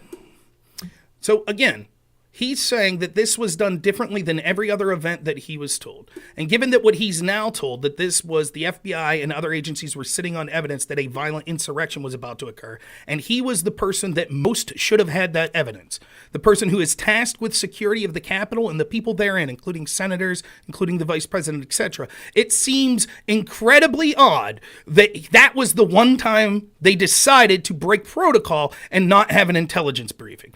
Then he proceeds to talk about. Then he proceeds. There might have been all sorts of intelligence he's not privy to. So, why do you think he would have an open book to read through everything the FBI? The FBI is already making arrests and everything prior to the Jan 6th event itself. Again, you haven't even presented strong evidence the FBI thought there was going to be a massive insurrection. Your evidence is just, well, they should have turned on the TV, which, by the way, applies to Donald Trump. Because that was another question you haven't answered, is why is it that you won't answer? Donald Trump could have shut down this whole thing right at the beginning. All the plotting, all the conspiracy, all of it would have stopped if Donald Trump would have just made one tweet and one phone call. Why didn't Donald Trump ever do that? First off, I don't believe that. I don't believe that. I don't believe if Trump. So your argument is if Trump would have just tweeted out, "Hey, don't be violent, go home," all of it would have stopped. Yep. Okay, let's see what time he sent that tweet. I think it was 3 hours about after the protest began. So I think if the first breach was 2:10, then he probably sent the tweet around. It would be like 5:20 or 5:10 or 5:30 or something. Let's see. I think. Or maybe the protest started at 1:10 and he sent the tweet at around 4:10 or 4:20 or whatever. People are saying 4:17. Okay, 4:17. Timeline, So January 6th. Was there violence that occurred after 4:17? I think that once the Trump tweet went out, I think that's when people started to go home. Was there violence that occurred after 4:17? I don't know. I would have to look at the exact... I find it ridiculous to think... No, stop. Hold on. Because here's your whole stupid fucking narrative. This is what you're about to do, Rob. Mm-hmm. Okay? You're about to do this. You're about to say, oh, well, at 4:17 he tweeted, but at 4:30 there was still violence. Mm-hmm. Yes, because it takes time for people to leave. You know what there is on video? There are dozens of people saying, Trump tweeted, let's go home. You know what's in some of the convictions? Is people saying, well, Trump tweeted, so I knew that it was time to go home. You know when the thing finally started to, filter out, when people started to leave? Is when Trump tweeted to go home. So if you're asking me at 4:17, did the fucking Covenant from Halo come down and teleport every single fucking neckbeard from that building into the fucking streets so that all the violence stopped instantly? No, Rob, that didn't happen. But you know that standard of evidence is bullshit. Now, do you want to try to find out, did people start leaving it around then? Or are you going to try to find, was there a single instance of violence past Trump's tweet? Is that what you want to look for? You don't think that his tweet influenced people leaving at all? If that's your assertion, that's fine, and we can start looking from there. No, listen, my assertions are nowhere near as ridiculous. Every assumption that, to be clear, every assumption I've had is backed by evidence, is supported by the J6 committee, is supported by testimony, under oath by multiple people. Every single thing that I've said so far. If you want to argue against any of it, I can find you the quotes, I can show you the evidence, I can show you every single thing. You just don't believe any of them. Okay. And your evidence is you want to misquote some fucking guy that went on Tucker Carlson. Okay. Who's not even making the claims you're saying. So again, I understand. I don't even know if you realize what you do when you get hyperbolic like this and stuff, try to control the direction of the conversation because you're feeling. One of the first statements you made, you said that despite the fact that people were unarmed in the traditional sense with firearms or something like that, that they possibly believed that Donald Trump was going to bring the National Guard to fight on side of them. Can you provide me any evidence of that? I never said that, hold on. That's what I thought. Am I supposed to give one? Oh, that's what you want me to fucking believe? That's what I'm supposed to do like you? Okay, I can find you the evidence. Sure, hold on. Okay, but number one, I never said that they knew he was going to do it. I said that it's plausible that that's an expectation. As for proof of that, yeah. I'm sure we can find multiple people, but I know that I saw Alex Jones on a megaphone saying that everybody go over there, Donald Trump is coming. Do you want me to find you that video? I believe, I could be wrong, but tell me if this is the same one you're talking about. Alex Jones warned people not to go to the Capitol because he thought it was a setup. Why was he at the Capitol on a megaphone shouting at people? He was telling them to not go to the Capitol because they were going to be arrested because it was a setup, I think is what he was saying. Okay, I could be wrong, but give me a minute to find that video, okay? Play it for your audience. Does anybody remember? It was a Rumble stream that we were watching. I remember it was a Rumble video.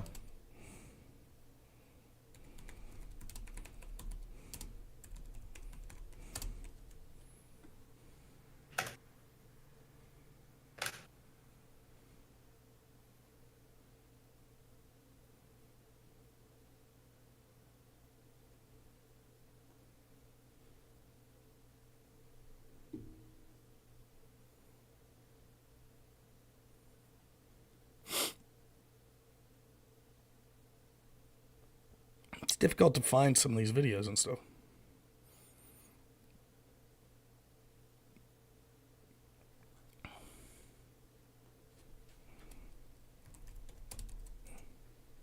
Are you watching the video? Did you find it? Yeah, I found it. I just got to find the... Sure, no problem.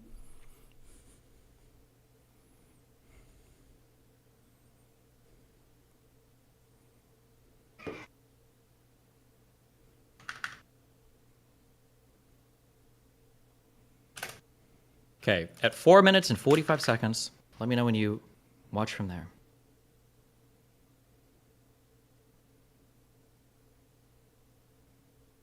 Here's a quote. Do you want it from the speech, if you don't mind me saying? You ready? Yeah. Quote, "We're not Antifa, we're not BLM. You're amazing. I love you. Let's march around the other side, and let's not fight the police and give the system what they want. We are peaceful, and we won this election. And as much as I love seeing the Trump flags flying over this, we need to not have the confrontation with police. They're going to make that the story. I'm going to march to the other side, where we have a stage, where we can speak and occupy peacefully." So he was saying, don't go to the Capitol, go to where the stage was set up. They're going to have a confrontation with police. It's intentional, and they're going to make that the story. Okay, well, if that is what he was saying, it seems kind of weird that people didn't do just that. But also, I think 1 or 2 minutes after that, in this video, he's literally telling people, go to the other side of the Capitol. Donald Trump himself said that he wanted to go to the Capitol. Right. How does that dispute, like you mentioned Alex Jones? So Alex Jones said exactly... What I'm saying is that people that went to the Capitol probably thought that Trump was going to be there. Maybe, and? The point, what you seem to be suggesting... So when they marched to the Capitol, saying 1776, okay, expecting Vice President Pence to overturn the election, and they think that Donald Trump is going to show up there, and the thing that they're protesting is the peaceful transfer of power, and they hope that the very president that's incited them to go there to protest the peaceful transfer of power is hopefully going to show up soon. Kind of sounds like an insurrection. No, what it sounds like is they didn't think it was a peaceful transition of power because they thought the election was stolen. And the claim that you jumped from they thought Trump was going to be there, therefore the reason they didn't bring weapons was because they thought Trump was going to bring them weapons is fucking nonsense. It's absolute nonsense. Gotcha. Let me restate so I understand. So you're saying that the people that went there to protest were just there because they thought that the peaceful transfer of power was being inhibited, basically.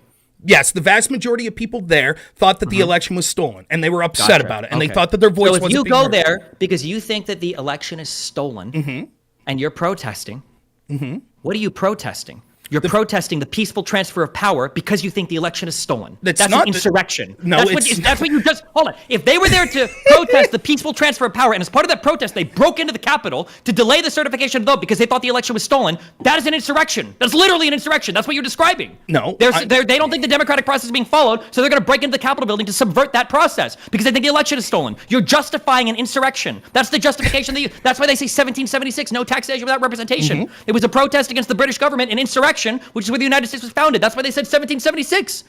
Are they allowed to protest that they think the election was stolen? Is it an insurrection to just protest? Nope. So it becomes an insurrection once violence occurs. It becomes an insurrection when they are going into the building and rioting, and Donald Trump's goal at the start was an insurrection. So I don't necessarily believe that most of the people there were like trying to insurrect. Remember, most of them were mostly peaceful, okay? Especially most of the people outside. That's why we didn't charge 100,000 people or whatever, and it was only like 1,000, right? Okay, so now we get back to, this is exactly, so you've made the point that I was trying to make. This is exactly the point. That's the narrative that you want to get. The problem is they made it into the Capitol. Because what this really was a riot that got out of hand. People were rambunctious. They did get into the Capitol, and then people went home. They didn't steal the election. They weren't there to steal the election with guns and violently overthrow the government. It was bullshit. They wanted to make their voice heard, and then they left. That's what it was, a riot that got out of hand. A riot that got out of hand could be sparked by a handful of bad actors, causing the police to react, causing people to react back against the police. This is how riots occur many times. Why were the people there? Why were they there? Oh, the people were there because they felt the election was stolen. Why were they there on January 6th? The people were there January 6th was because there was a rally to make their voice heard because they felt the election was stolen. Because Donald Trump wanted them to be there. It doesn't matter. He said the election was stolen. True. Yes, okay. True. Trump wanted them there. Yep, that doesn't prove he was involved in an insurrection. Oh, of course not. No, I agree with you. People were there because they thought that the election was stolen. Because Donald Trump wanted them to be there, right? Mm-hmm. Donald Trump was in the process of trying to illegally steal the election via Mike Pence. And Donald Trump told people to go march to the Capitol to protest. Totally legit. Yep. Told them to go peaceful. I noticed you let the word peaceful out there. Go ahead. Because peaceful, in one time he said peaceful in a 1 hour speech where the rest of it is inflammatory rhetoric trying to get people to fight to take back their country. No, I don't think the one peaceful word there is doing much work. This is rhetoric that is used all the time by politicians on all sides of the aisle talking to fight like hell. Okay, fine. Okay, cool. But the problem is, Rob, you understand that you're in an unwinnable position because as soon as he said peaceful, he wanted them to be peaceful. Oh, okay. Well, why is it that when they got violent, he didn't tweet for them to stop? Why didn't he order the National Guard to go in immediately? Well, okay, one, he did at some point. Second, even if you'd say... I thought he did 3 hours later. Okay, nonetheless, he did eventually. Second, he told them to go peaceful originally. Third... Wait, when you say are you going to leave me? Are you going to leave me? Notice how I'm talking in small snippets. Okay. So he didn't tweet eventually? He didn't tell them to go peacefully? You're saying that's bullshit. Go ahead. How's that bullshit? Me being accused of suffocating someone and saying, well, I released their neck eventually. Like, I took them out from under the water eventually. What do you mean, Rob? The problem wasn't that Donald Trump tweeted eventually. The problem was that an insurrection raged at the Capitol for 3 hours where he was making calls with Giuliani and Eastman trying to get people to overturn the fucking election and a whole scheme to overturn the election. That was the issue, Rob. So yeah, 3 hours is pretty important here when during those 3 hours he's doing everything he can with his little crony fucking henchmen trying to flip the election. Yes, Rob, that matters. The 3 hours does indeed matter. So yes. I just want to be clear what your position is. You initially started saying that there was a sort of, you didn't use this term, but I used it to describe what you're saying, sort of a fog of war situation. So the people that had the ability in the chain of command to deploy the National Guard that was only 2 blocks away, they didn't understand what was going on. And I said, but they could see it on national TV. But that was your argument. Now you're saying, well, we can understand why they didn't act, but Trump should have acted. He should have known the situation on the ground. That's your argument. The people tasked with defense, they couldn't see what was happening. Wait. Hold on. I gave you reasons why they didn't act. I didn't tell you they shouldn't have acted.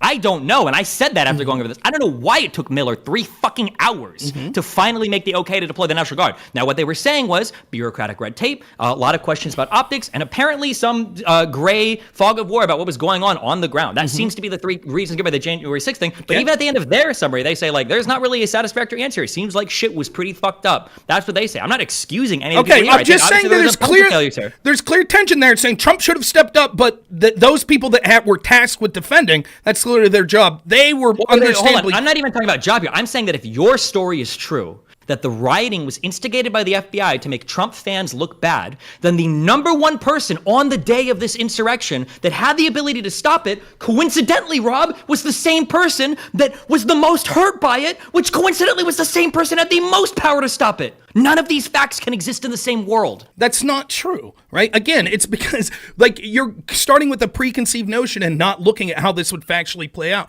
You're assuming that Trump then, at that point, is someone who's, like, a very stable genius, right? That could see this chessboard. Okay. He's playing now 40 chess. Wheeling out the crazy defense. So no. It has nothing to do with the crazy defense. Like, I'm saying, like, first off, I said initially, I criticized the violence that occurred January 6th that day. I said that people that engaged in violence should face the repercussions of law. I said that Trump should have done more. None of that is tantamount that Trump did an insurrection. Hell, even the Colorado court says their interpretation of insurrection isn't non-action. So in other words, it's not acting in the face of something. That doesn't mean you engaged in an insurrection. I agree. It wasn't the non-action. It was the action of the false elector plot. It was the action of trying to extort the DOJ to sign on to false election claims. It was the action of telling Pence to unilaterally flip the vote. It was the action of sending rioters down to the Capitol. It was the action of calling people and trying to get them to delay the vote while the riot was raging on. I get the narrative. So the argument that you're making then, well, why didn't he tell them to go home sooner? Why didn't he tweet sooner? What I'm saying is I don't know that tweet would have made everyone leave as soon as it happened anyways, particularly once there was literal fighting going on with police. And second, it doesn't mean that he engaged in insurrection if he didn't speak up as soon as he should have. Like, if he would have tweeted out, let me just ask you, if he would have tweeted out at 1:30, hey, what the fuck, there's violence, go home, you would have said, oh, okay, no insurrection. I don't, if you get rid of, like, the electors scheme and everything else, then yeah, it would probably feel a lot differently, yeah. Okay, well, I don't think that's how people would have said. Now, to go back to what was that response to what I just said? Well, I don't think that's how people would have.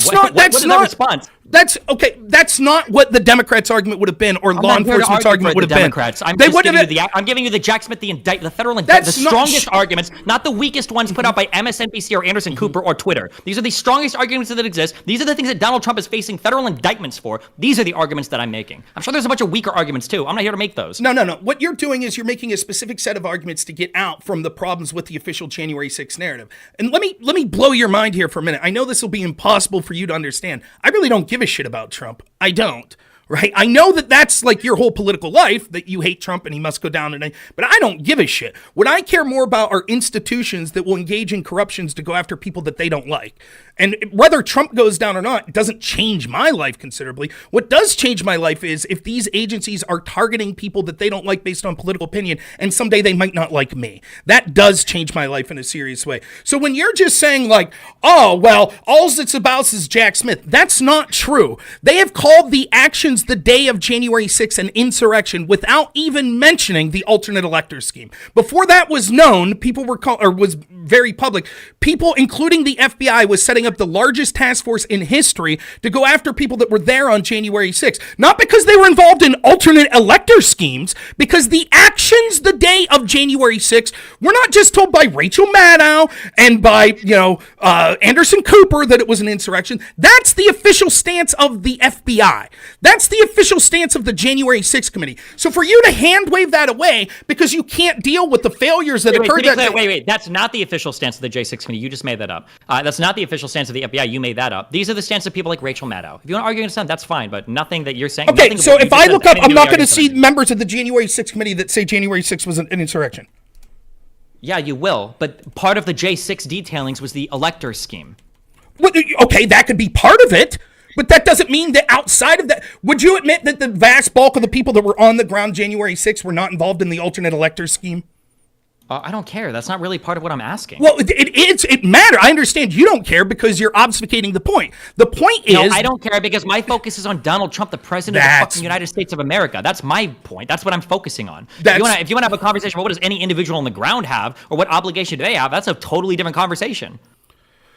I don't understand the point that you're trying to make here. What we're talking about The point I'm trying to make is that Donald Trump engaged in an attempted coup in the United States. Part of that coup was leading an insurrection in the Capitol building that all of the people there, willingly or not, or wittingly or not, participated in. And part of that coup was involving Mike Pence and the electors. Another part of that coup was just delaying the certification of the vote while Trump and Eastman and Giuliani made phone calls to senators and congressmen to try to delay the certification of the vote. That was the insurrection. That was the attempted coup. Part of it involved violence, which was all the rioters. Part of it involved other sorts of means like the elector scheme or pressuring the DOJ to send fake letters to other states or calling people like Raffensperger claiming that there was fraud. Yes, it's a multi-part thing. That's why there's a RICO case against it in Georgia. Listen, the last time that you just said, hey, you want to come on and talk January 6th, I assume we'd be talking about the day of January 6th, the events of that day. We started off and you were like, I think it's a coup or an insurrection without the events of January 6th ever occurring. And that's what we focused on, right? I didn't obfuscate to getting to January 6th or anything like that. We talked about the alternate electors and things like that. Today, what we're talking about is that the FBI and others have said that the actions of January 6th were an insurrection. That's language that has been used by politicians that were on the January 6th committee. It may have even been part of the official statement of the January 6th committee. I'll have to look that up and see what their official statements on it were. But certainly all the people at the head of it, such as Nancy Pelosi and others, have said that the day of January 6th was an insurrection. So it's not just, and law enforcement has set up one of the biggest task forces in history to go after the people, and it's based on the information that they're giving that they justify this is based off the claim that this was a violent insurrection or an action tantamount to that. Sure, so for you to hand, 10 seconds, please. So for you to hand wash it away, and be like, but I believe this alternate elector stuff, and only Rachel Maddow saying that, it's just wrong. You're just full of shit. Cool. All right. I guess like a final question then, just a quick double back. Mm-hmm. So why didn't Donald Trump stop any of this? What's your how do you make sense of that? Because he's like a baby.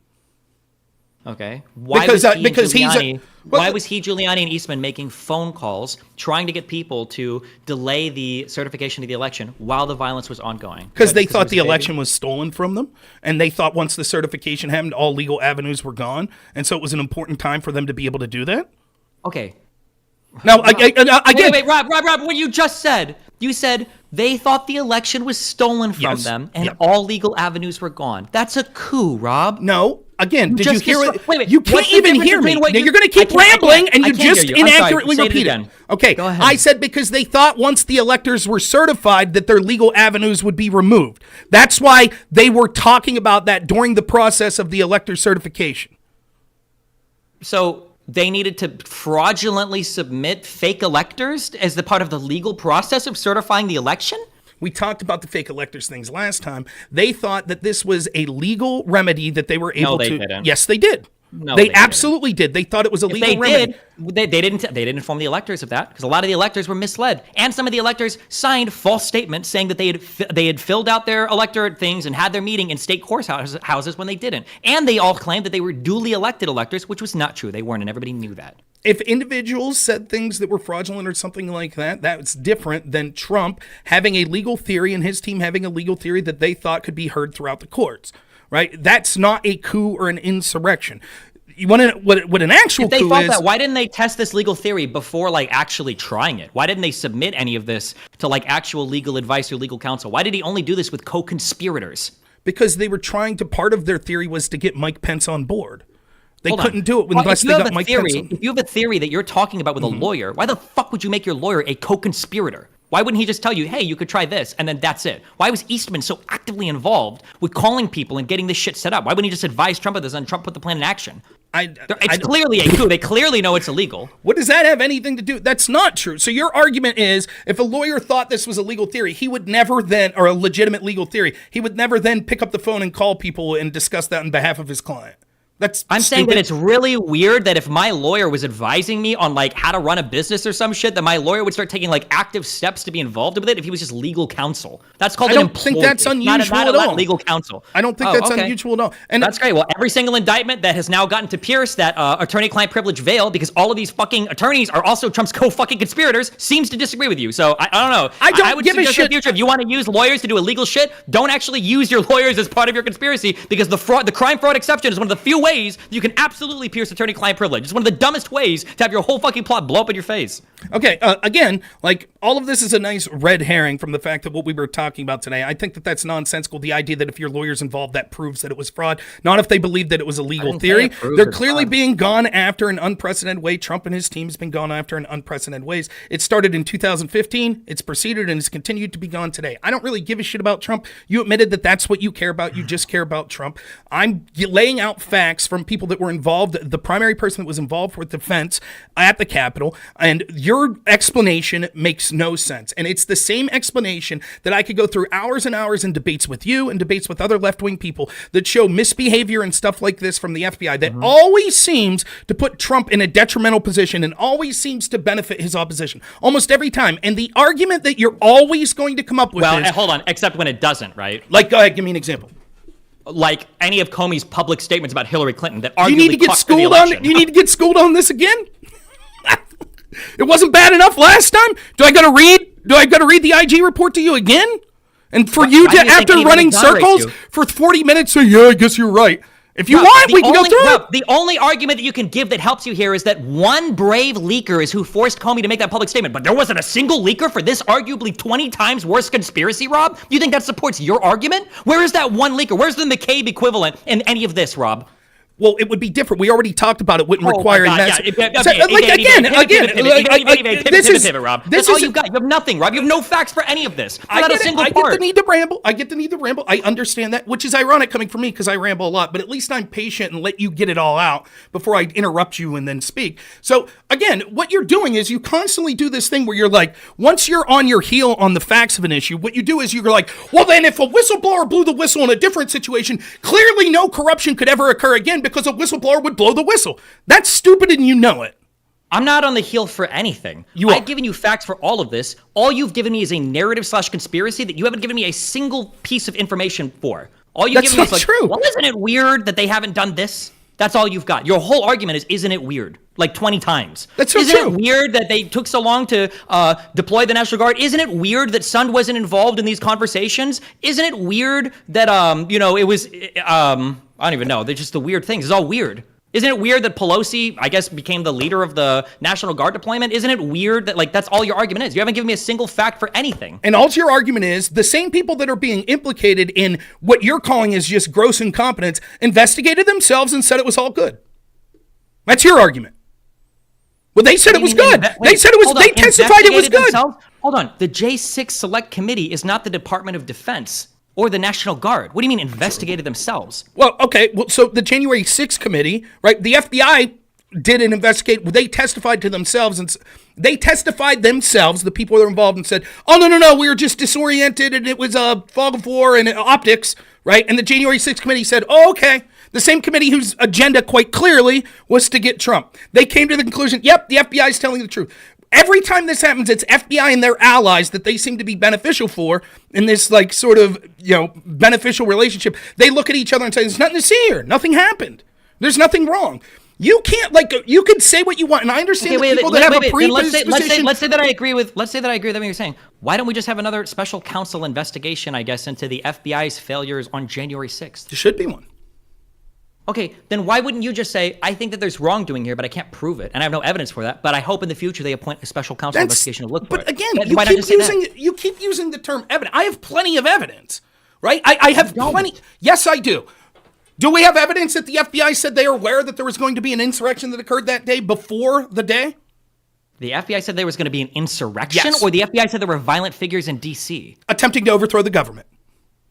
Yeah, that's... okay. Violent figures in D.C. is not entire fucking insurrection. Do we have the guy that was charged with defense, Capitol Chief Sund, saying that he wasn't aware of that wasn't communicated to him? And that's incredibly out of the ordinary, that there's always interagency communication anytime there's going to be... All you have is every single... Okay, here's a question. Can you bring up a single one of these circumstantial facts that doesn't point to some form of either incompetence or just bureaucratic red tape? I could use Occam's razor to say when it happens over and over again, and it's to the level where literally we're told by the same agencies... Clear, Occam's razor favors me. No, it doesn't. Not you. No, it doesn't. Occam's razor said... Yeah, here's Occam's razor. Okay, well, what's the most likely explanation for the failures? Well, let's see. Well, what did everybody say? They said there was an optics consideration because Donald Trump relied heavily on the National Guard in the past, which everybody has seen. That's not... You don't disagree with that, right? That people had an issue with Trump's use of the National Guard. Do you disagree with that, or do you agree with that? People did have issue with him attempting to use the National Guard. Yes. Do you remember people getting so mad? Remember one of the biggest media stories was Donald Trump, where they said he cleared out the church or some bullshit outside of... I remember that. You remember that? Okay, that was an insurrection, right? Okay. The Democrat-led insurrection, May 30th? You didn't care about that one, right? You didn't care about that these things. Wait, just real quick, you brought it up real quick. Why didn't you care about that? Why didn't you care about that left... Why didn't you care about that Democrat-led insurrection? Just curious. I don't even know. I don't know what the cause or organization or anything is. Well, there should be a massive investigation, surely, right? They tried to break into the White House with lethal weapons. They burned down a guard station and hurt dozens of officers. Surely you're calling for a massive FBI investigation, right? Is there any evidence that there was planning behind that? Well, we didn't look, so how would we know? Oh, okay. Oh, but that's the classic argument, right? The FBI chooses not to launch a large manhunt, and you say, therefore, we don't see evidence. So we agree. It was all spontaneous. We agree that people didn't like Trump's use of the National Guard. We agree that we literally had a thing in D.C. where people are like, oh, look, he used it. We agree that there were states that I think Donald Trump wanted to send the National Guard to. Didn't this happen, I think, with Washington for Chaz and everything? He's like, Wisconsin. National Guard, right? And maybe Wisconsin too. Yeah. So we agree all this happens, right? So when the people in the Situation Room, and then also we agree that Bowser put out a statement saying we don't need the National Guard the day before. We're fine, right? We all pretty odd, odd. Okay. So when we look, no, not at all. When we look at the situation, well, she was concerned about Trump. She was concerned about optics looking bad for Trump. That's what you're saying? No, she was concerned about Trump's misuse of the National Guard and optics of DC. Yes. So that's different. What do you mean that's different? So she was concerned. Optics is different than concerned that he would misuse. Optics would be the optics argument is we were afraid it would look bad if there were two. That was the optics issue. Is that people were worried that the appearance of the National Guard there would be that Trump would misuse them to steal the election or crazy shit like that. Listen, that was the optics argument. So you're you're tangentially correct, but you're sort of missing the key details here. The argument of Trump deploying the National Guard and it being controversial in places like Kenosha, places like New York, and maybe he suggested Chaz. I don't remember that one specifically. The argument was that it would be a form of martial law because he would use his National Guard to crack down on legitimate protesters from the left. That was the argument, right? Sure. Or at least the appearance of that happening, yeah. Right. So now the argument is they share those same people that had those optical concerns are also concerned that Trump will deploy the National Guard that would then go against his supporters that were rioting. No, why does that make sense? I don't understand what this argument is. What? Why would some lefty that was upset that he'd send his National Guard out to some church to crack the skulls of Black Lives Matter protesters? You're telling me. And also he'd send his National Guard out to crack the skulls of Trump supporters. That's ridiculous. I don't even They're know. not going to concern. No idea. I don't know what argument you're making right now. I have no idea. My argument is that they're not going to be optically concerned about Trump deploying his National Guard against his own protesters that are getting violent. They're not going to say, because their reason of why deploying the National Guard optically was bad was because they'll sort of use overwhelming violence to stop the protest. So why would left-wingers be upset? The same left-wingers that are saying this was an insurrection, why would they be optically upset because he deployed his National Guard to stop fucking rioters? I don't know. Okay, hold on. You're involving. First of all, I don't know what left-wingers would think.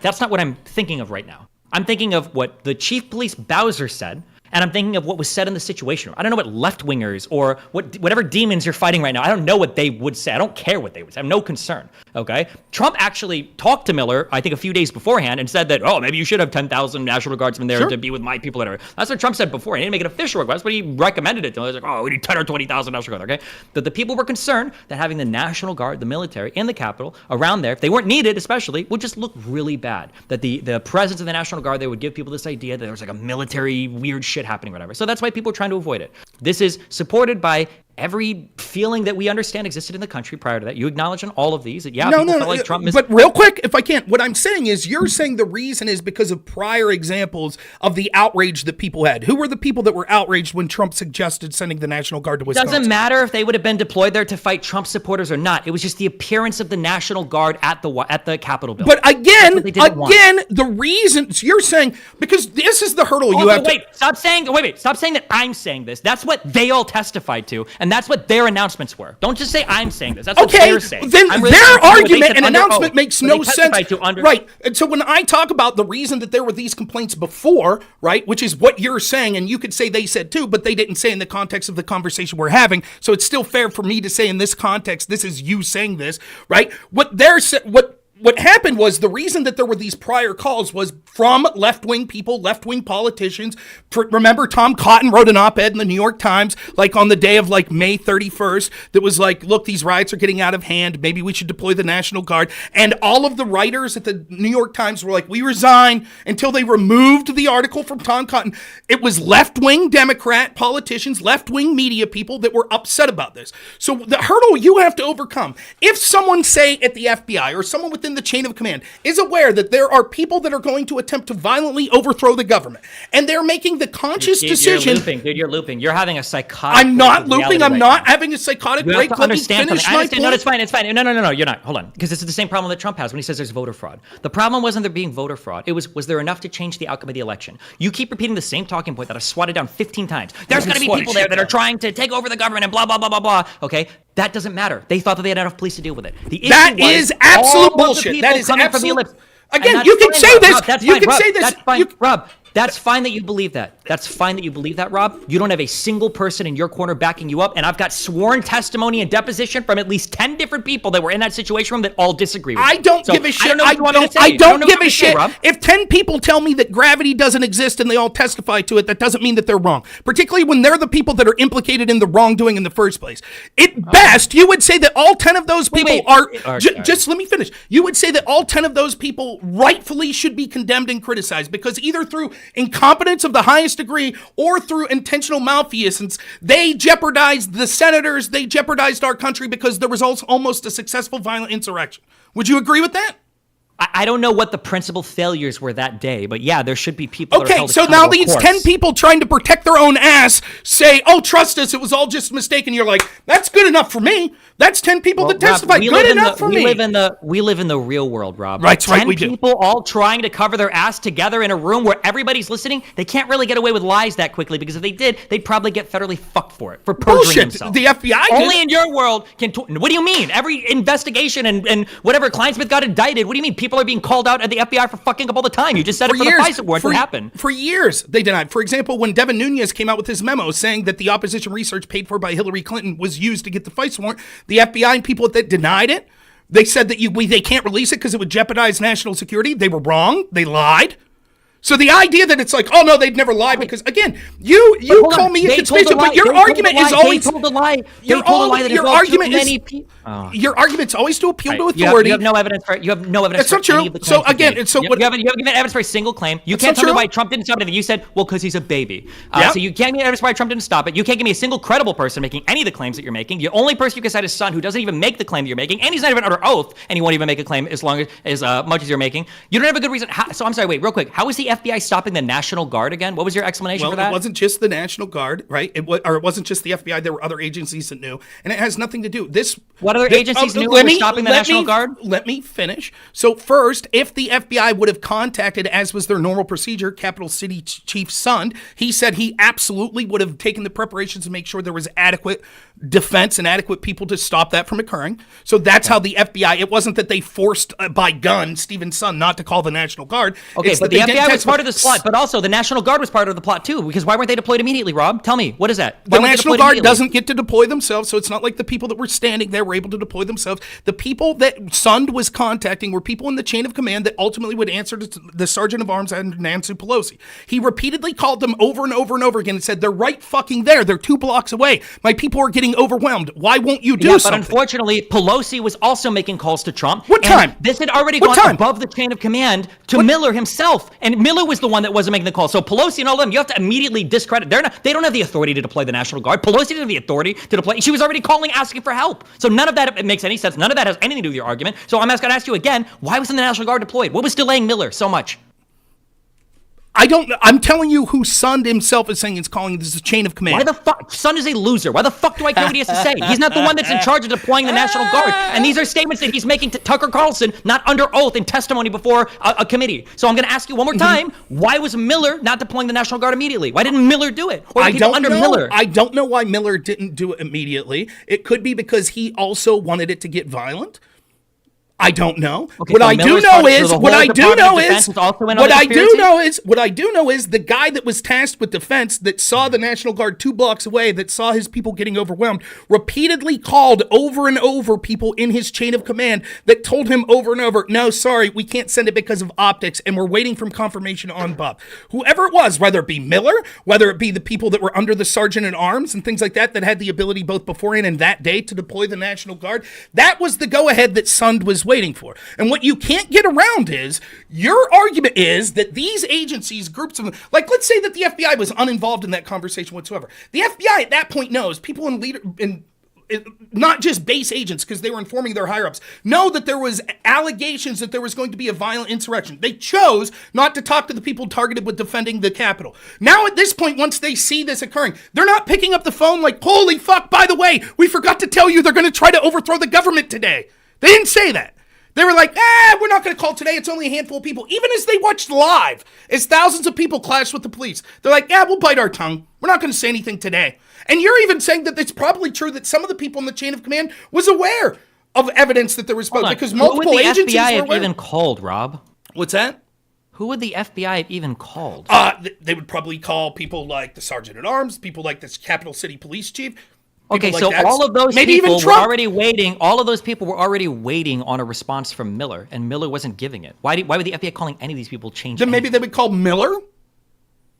Okay, so you think Miller, the Department of Defense head, is waiting on a call from the FBI to tell him that of the tens of thousands of people riding at the Capitol, 10 of them might be violent? That's what he's waiting for? No, I think that if I'm the FBI and for some reason I went outside of normal protocol, what is normal protocol when there's going to be a protest. And this time, unlike all the other times, I have evidence that there's going to be a violent attempt to overthrow the government. But for some reason, this one time, we decided not to tell the people tasked with security of the Capitol. Once I saw that it seemed to possibly be coming to fruition, and it wasn't just 8 or 9 people like you're claiming they suspected, but now there are thousands of people attacking, I would have been doing my damnedest to reach out to anyone who had a position to try to defend the Capitol, saying, my God, we have evidence that this is an attack on Mike Pence. We have evidence that this is going to be an attack. That's what I would have done if there's no evidence they made any of those calls. None. Okay.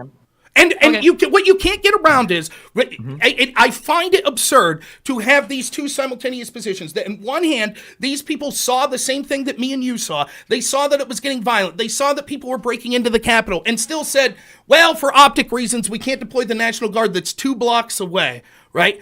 And then simultaneously afterwards say, this was a violent insurrection. My God, what a dark day for our country. It's bullshit, and you know it. You absolutely know it. Sure. If I wanted to play your game, do you know what I would say? I would say, I bet Trump told Miller not to deploy anybody for a few hours because he wanted time to change the outcome of the election. And that, by the way, that's a conspiracy that if I were to assert that, I'd have no evidence, but I could support that conspiracy 1 billion times better than you could support yours. because that only needs one person involved, which was the one person whose desk that request died at, which was the person that Trump directly had control over and command of, and was a person that would have stood to gain the most from Trump basically allowing himself to coup that election. So I just want to be clear. Your argument I is wouldn't have to implicate any other person whatsoever except for Miller, and I can support every part of that. I wouldn't even make that conspiracy, though, because I have no proof of that whatsoever. But mine makes a billion times more sense than yours. So I just want to be clear. Your argument would be that only Miller had the ability to deploy the National Guard. That's your argument. Mine, no. I believe the lieutenant, I wish I would name these positions. It's like the lieutenant army of fucking, what's the name of the head of the army? What's the name of the top guy? Oh, fuck. Dude, I need to learn the names of all these stupid fucking chairs. Hold on. The structure of the U.S. government is so unbelievably fucking convoluted. 1 second. Okay, I need to get this fucking... Okay, the Secretary of the Army, okay, is the guy right beneath the Department of Defense, okay? My understanding is that the Secretary of the Army, he made a request to Miller, and that's what ultimately they were waiting for to deploy the National Guard. So, yes, my understanding is that, yes, they were waiting for Miller to finally make the decision. That's when they were finally sent. So here's from Sun's book, Courage Under Fire. It's a quote I found.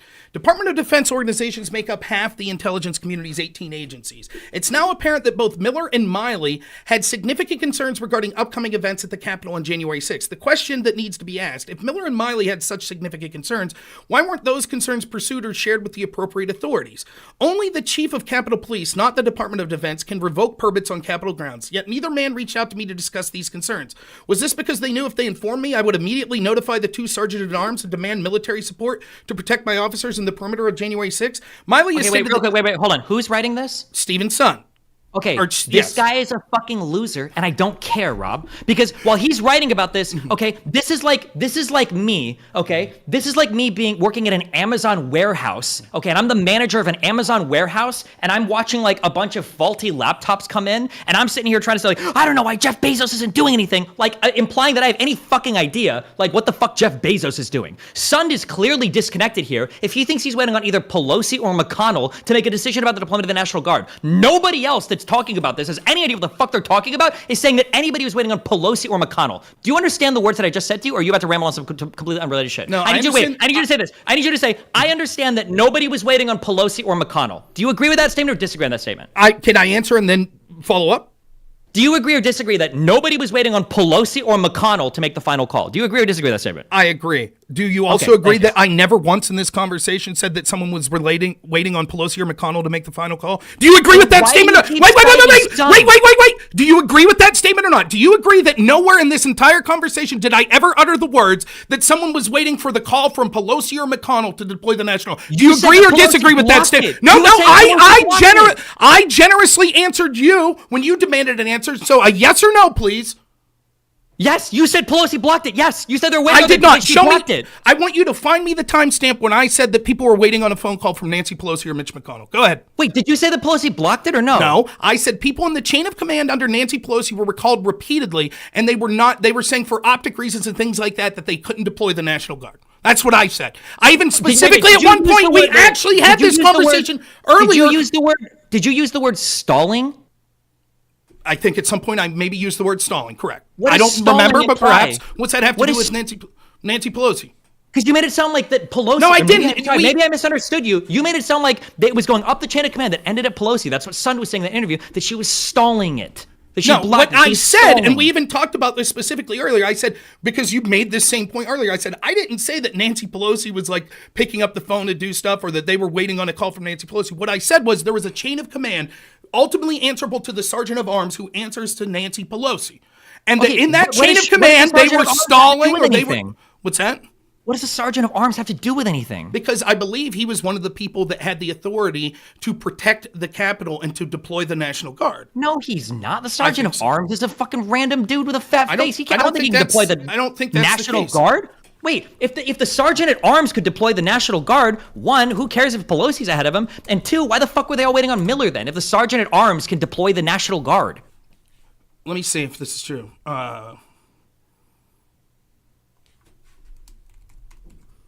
My understanding is there's I don't several even know if people- Pelosi can deploy the National Guard. I thought that was something. It went Trump, it went the Department of Defense head, and then it went the Secretary of the Army. I thought those were the three people that had the delegated powers to only do it. That's why that was the chain of command that it moved up towards. And then I think there's like a bunch of other like defense seats or in cabinet bullshit or whatever. My understanding, the reason that you jumped the gun and are saying, why'd you say McConnell and Pelosi? Because you've heard people say McConnell and Pelosi. No, because Sun said that in the interview that you pointed me towards. He said it went up the chain of command that ended at McConnell and Pelosi. And then Tucker Carlson, wow, so both McConnell and Pelosi weren't doing anything? He's like, well, I don't know. It seems like they weren't taking actions on it because it kept dying up the chain of command. And Tucker was like, chain of command? You mean Pelosi and McConnell? Was like, yeah, that's what Sun was saying in that interview that you cited, that I went and watched. So what I'm going to say is I will admit, I will reach out to you and admit, and you could send my direct quote, or I'll do it on Twitter publicly, that I'm wrong if their Sergeant at Arms doesn't have any capabilities to deploy the National Guard or anything like that. My understanding. Wait. Let's just think about it. Okay, the Sergeant of Arms. I could be wrong. Doesn't the Sergeant of Arms just like work for the fucking Capitol building? Isn't that just a guy that works at Congress? No, I think the Sergeant at Arms, there's one of the House and the Senate, and I think both of them are tasked with security of the senators and the Congress people, right? I agree, yes. But they're not part of the military. No, I don't believe so. But I believe the National Guard is the military. That's the military. That's why it has to come from Trump or down the DOD chains or whatever. That's why Miller, Trump, the Secretary of the Army have to deploy it. So I'm telling you from what I heard from Sund, right? That was my impression that he was reaching out to people in the chain of command that were under Nancy Pelosi and was waiting for their calls. I could be wrong about that. And Sund even went above that because he said he made 32 different calls and nobody was like helping him. That's right. It's sort of irrelevant. It's sort of I've never said Nancy Pelosi made a call, and it's sort of irrelevant to actually what I'm saying anyways. There were people involved in that chain of command that saw that there was what they thought was a violent insurrection occurring, knew that the National Guard that could have protected the Capitol was 2 blocks away, and said, sorry, we can't send them for optics. No, hold on. Wait. To be clear, everybody was calling. Pence was calling. Pelosi was calling. McCarthy called Trump. I go and find a list of all the people. Sure, show me when the calls happen. Okay.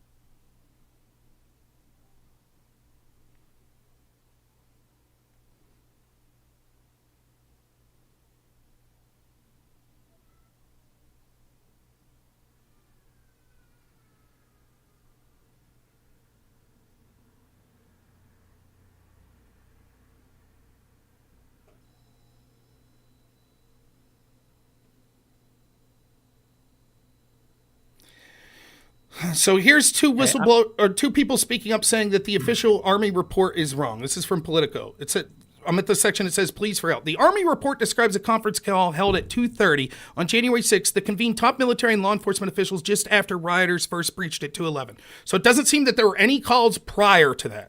Once they broke into the Capitol, everyone, the Democrats, the FBI, got what they wanted. At that point, they don't want, as I said, senators to be killed or anything like that. When it was leading up, is there any evidence that there were calls from Nancy Pelosi and others before people got into the Capitol saying we need more security?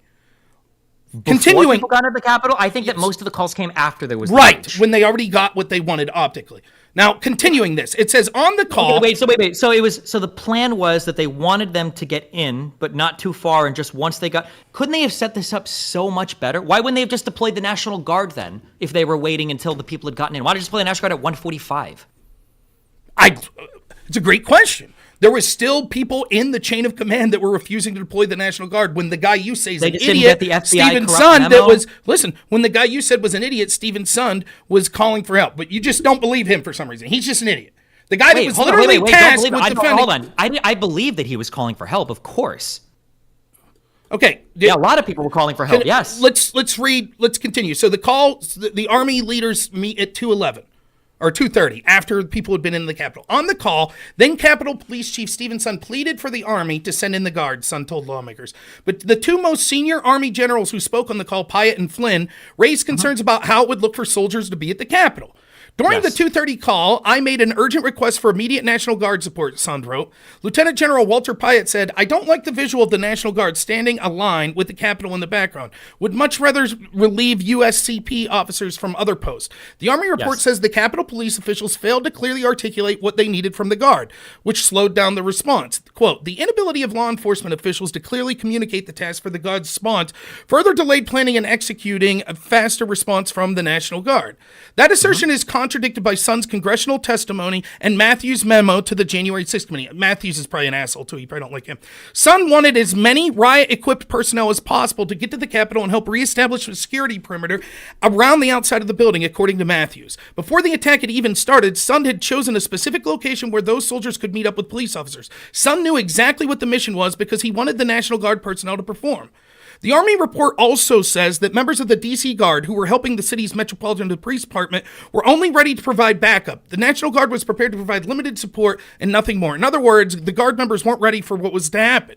Yet those soldiers brought riot gear with them and stored it in their vehicles, according to multiple Guard officials. The Guardsmen who were stationed at traffic control points... Wait, hold on, real quick. Is the implication there that all of those guys were also in on it because they brought riot gear, but they put it in the car? No, the implication is the official report that, one of the reasons we couldn't deploy the Guard was they were only there for traffic. They weren't equipped to deal with this is bullshit because they actually did have riot gear there. For all of them did?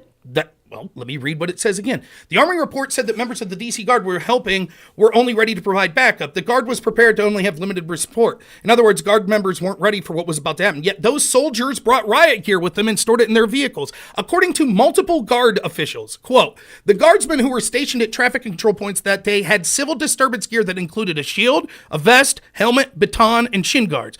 Command Sergeant Major Michael Brooks with the D.C. told Politico, the leadership of the D.C. National Guard took it upon themselves to make sure equipment was readily available. Is these people in on, they're part of spreading bullshit conspiracies like Sund and me, correct? No, it doesn't. None of that sounds like a bullshit conspiracy. All of that sounds like it reinforces my idea. There was a fuck ton of confusion. No. Really bad communication everywhere. Hold on. What part of what you just read reinforces any part of what you were claiming? What the part is that the official narrative that was put out by the Army and the people that was like, well, we were worried about optics and the National Guard wasn't prepared to deal with this anyways, is a lie. They were lying. And people have spoke up and said that's not true. We need to find, hold on, that they weren't, when they said they weren't prepared to deal with it, do you mean as in like their people weren't like ready to go or whatever? Or that like they didn't have like the process in place to request the Guard and deploy them? Because my understanding is, and I could be wrong, my understanding is that once Miller approved the request, shit was there immediately. So it'd be weird if they said that, oh yeah, no, we weren't ready to go at all, blah, blah, blah, blah, blah, rather than they didn't have the people stationed where they needed to be like ready to deploy with the bureaucratic bullshit in place to do it. That was my understanding of it. But so can we find that original thing that the original statement that was put out that was saying that what, all the Army National Guard were sleeping or whatever? Or what is the original statement? The only thing this Political article says, the quote is, the D.C. National Guard was prepared to provide the limited support requested by the D.C. Mayor's Homeland Security and Emergency Management Agency and nothing more. Then the Political article opines. In other words, the Guard members weren't ready for what was about to happen. Yet those soldiers brought riot gear with them and stored them in their officials, said multiple My understanding is when they said they weren't ready for what was about to happen, it's that they didn't have the number of people there and they didn't have the plans or procedures in place to do like a full-scale intervention at the Capitol. Not that they didn't happen to have riot gear in their car. No, what it seems that the Army was trying to say is these people weren't equipped to deal with rioters because they were only there to deal with traffic.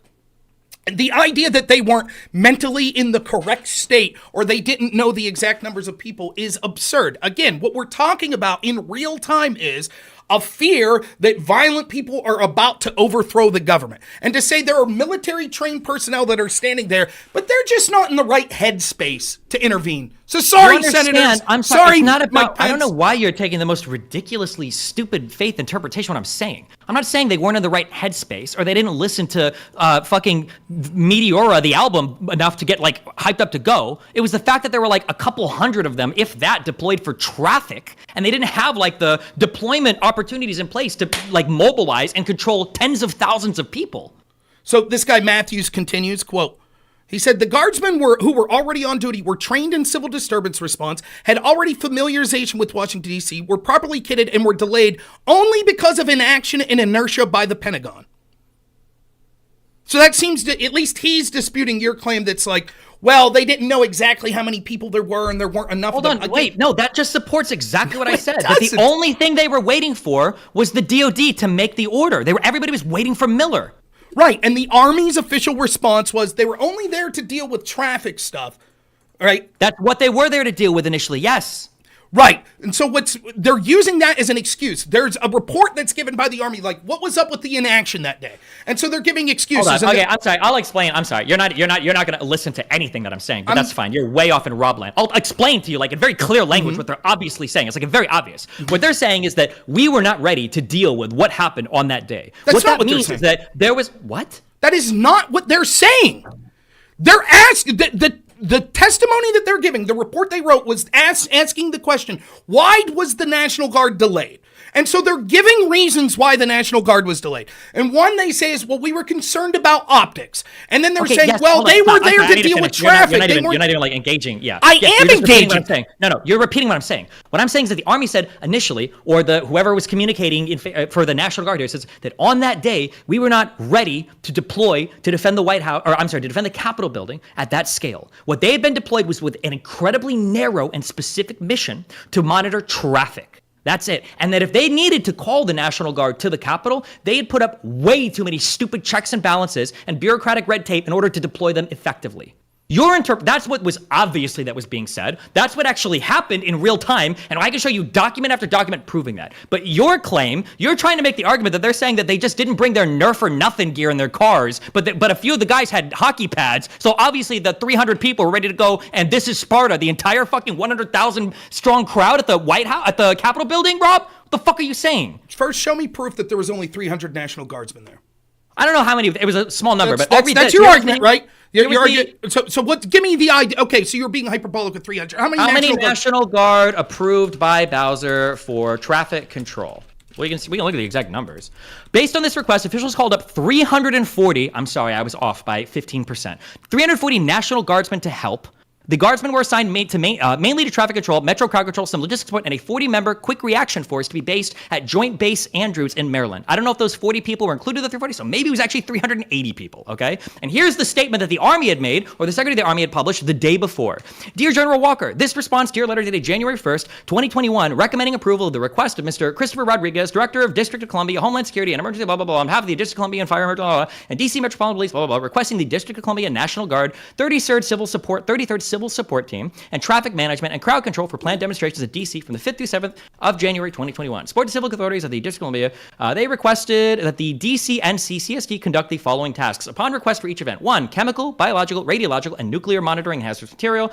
On-site support. 2. Liaisons at all required locations. 3. Technical decontamination support on call. 4. Analytical laboratory suite. ALS support on call. 5. CST operations and communications. Capability, blah, blah, blah, blah, blah. They requested 6 crowd management teams at specified metro stations and to prevent overcrowding on metro platforms, and teams to assist at 30 designated traffic posts.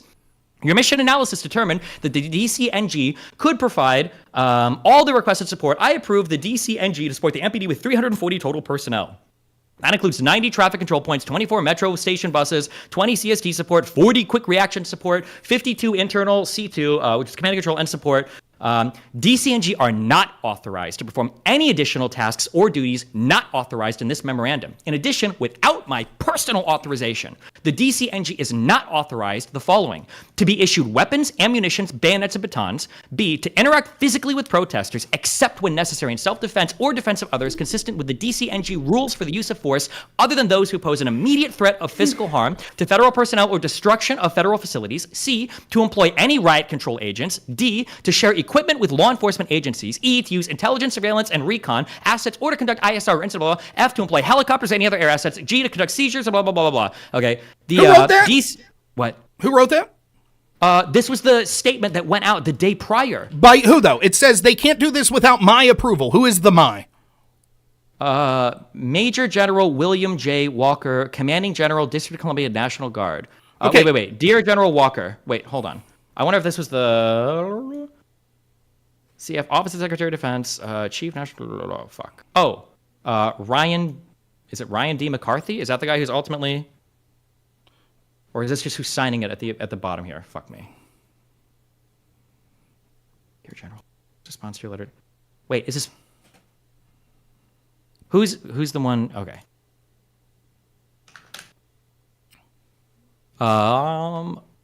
Okay. He was yes. So it was Ryan McCarthy, who was the Secretary of the Army, who was the guy right underneath Miller, right?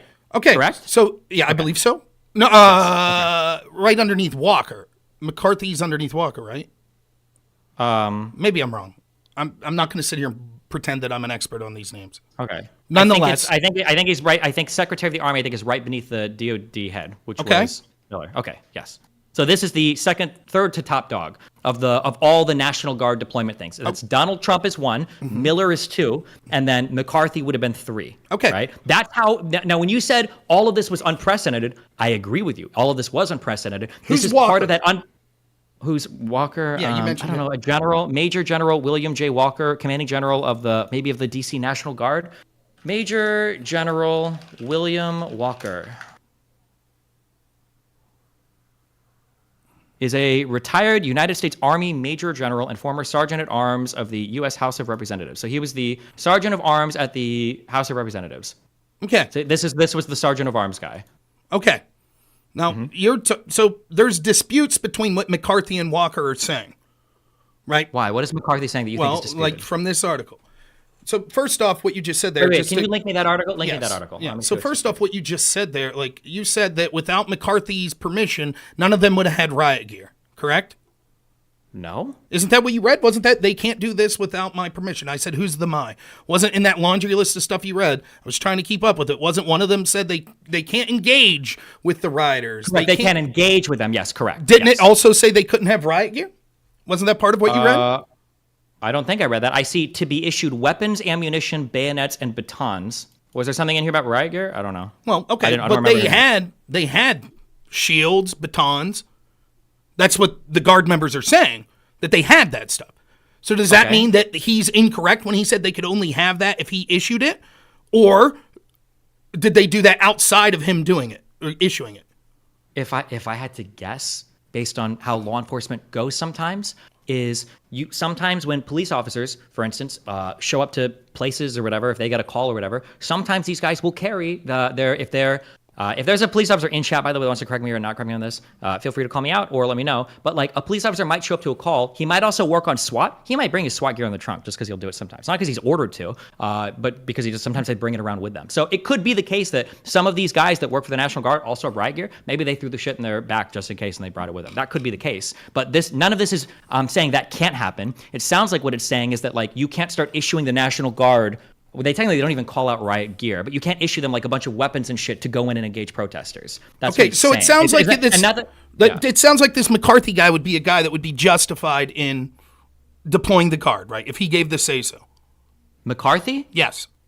Yeah. Well, I think technically he can, but he was waiting for a Miller to approve it. I don't know why.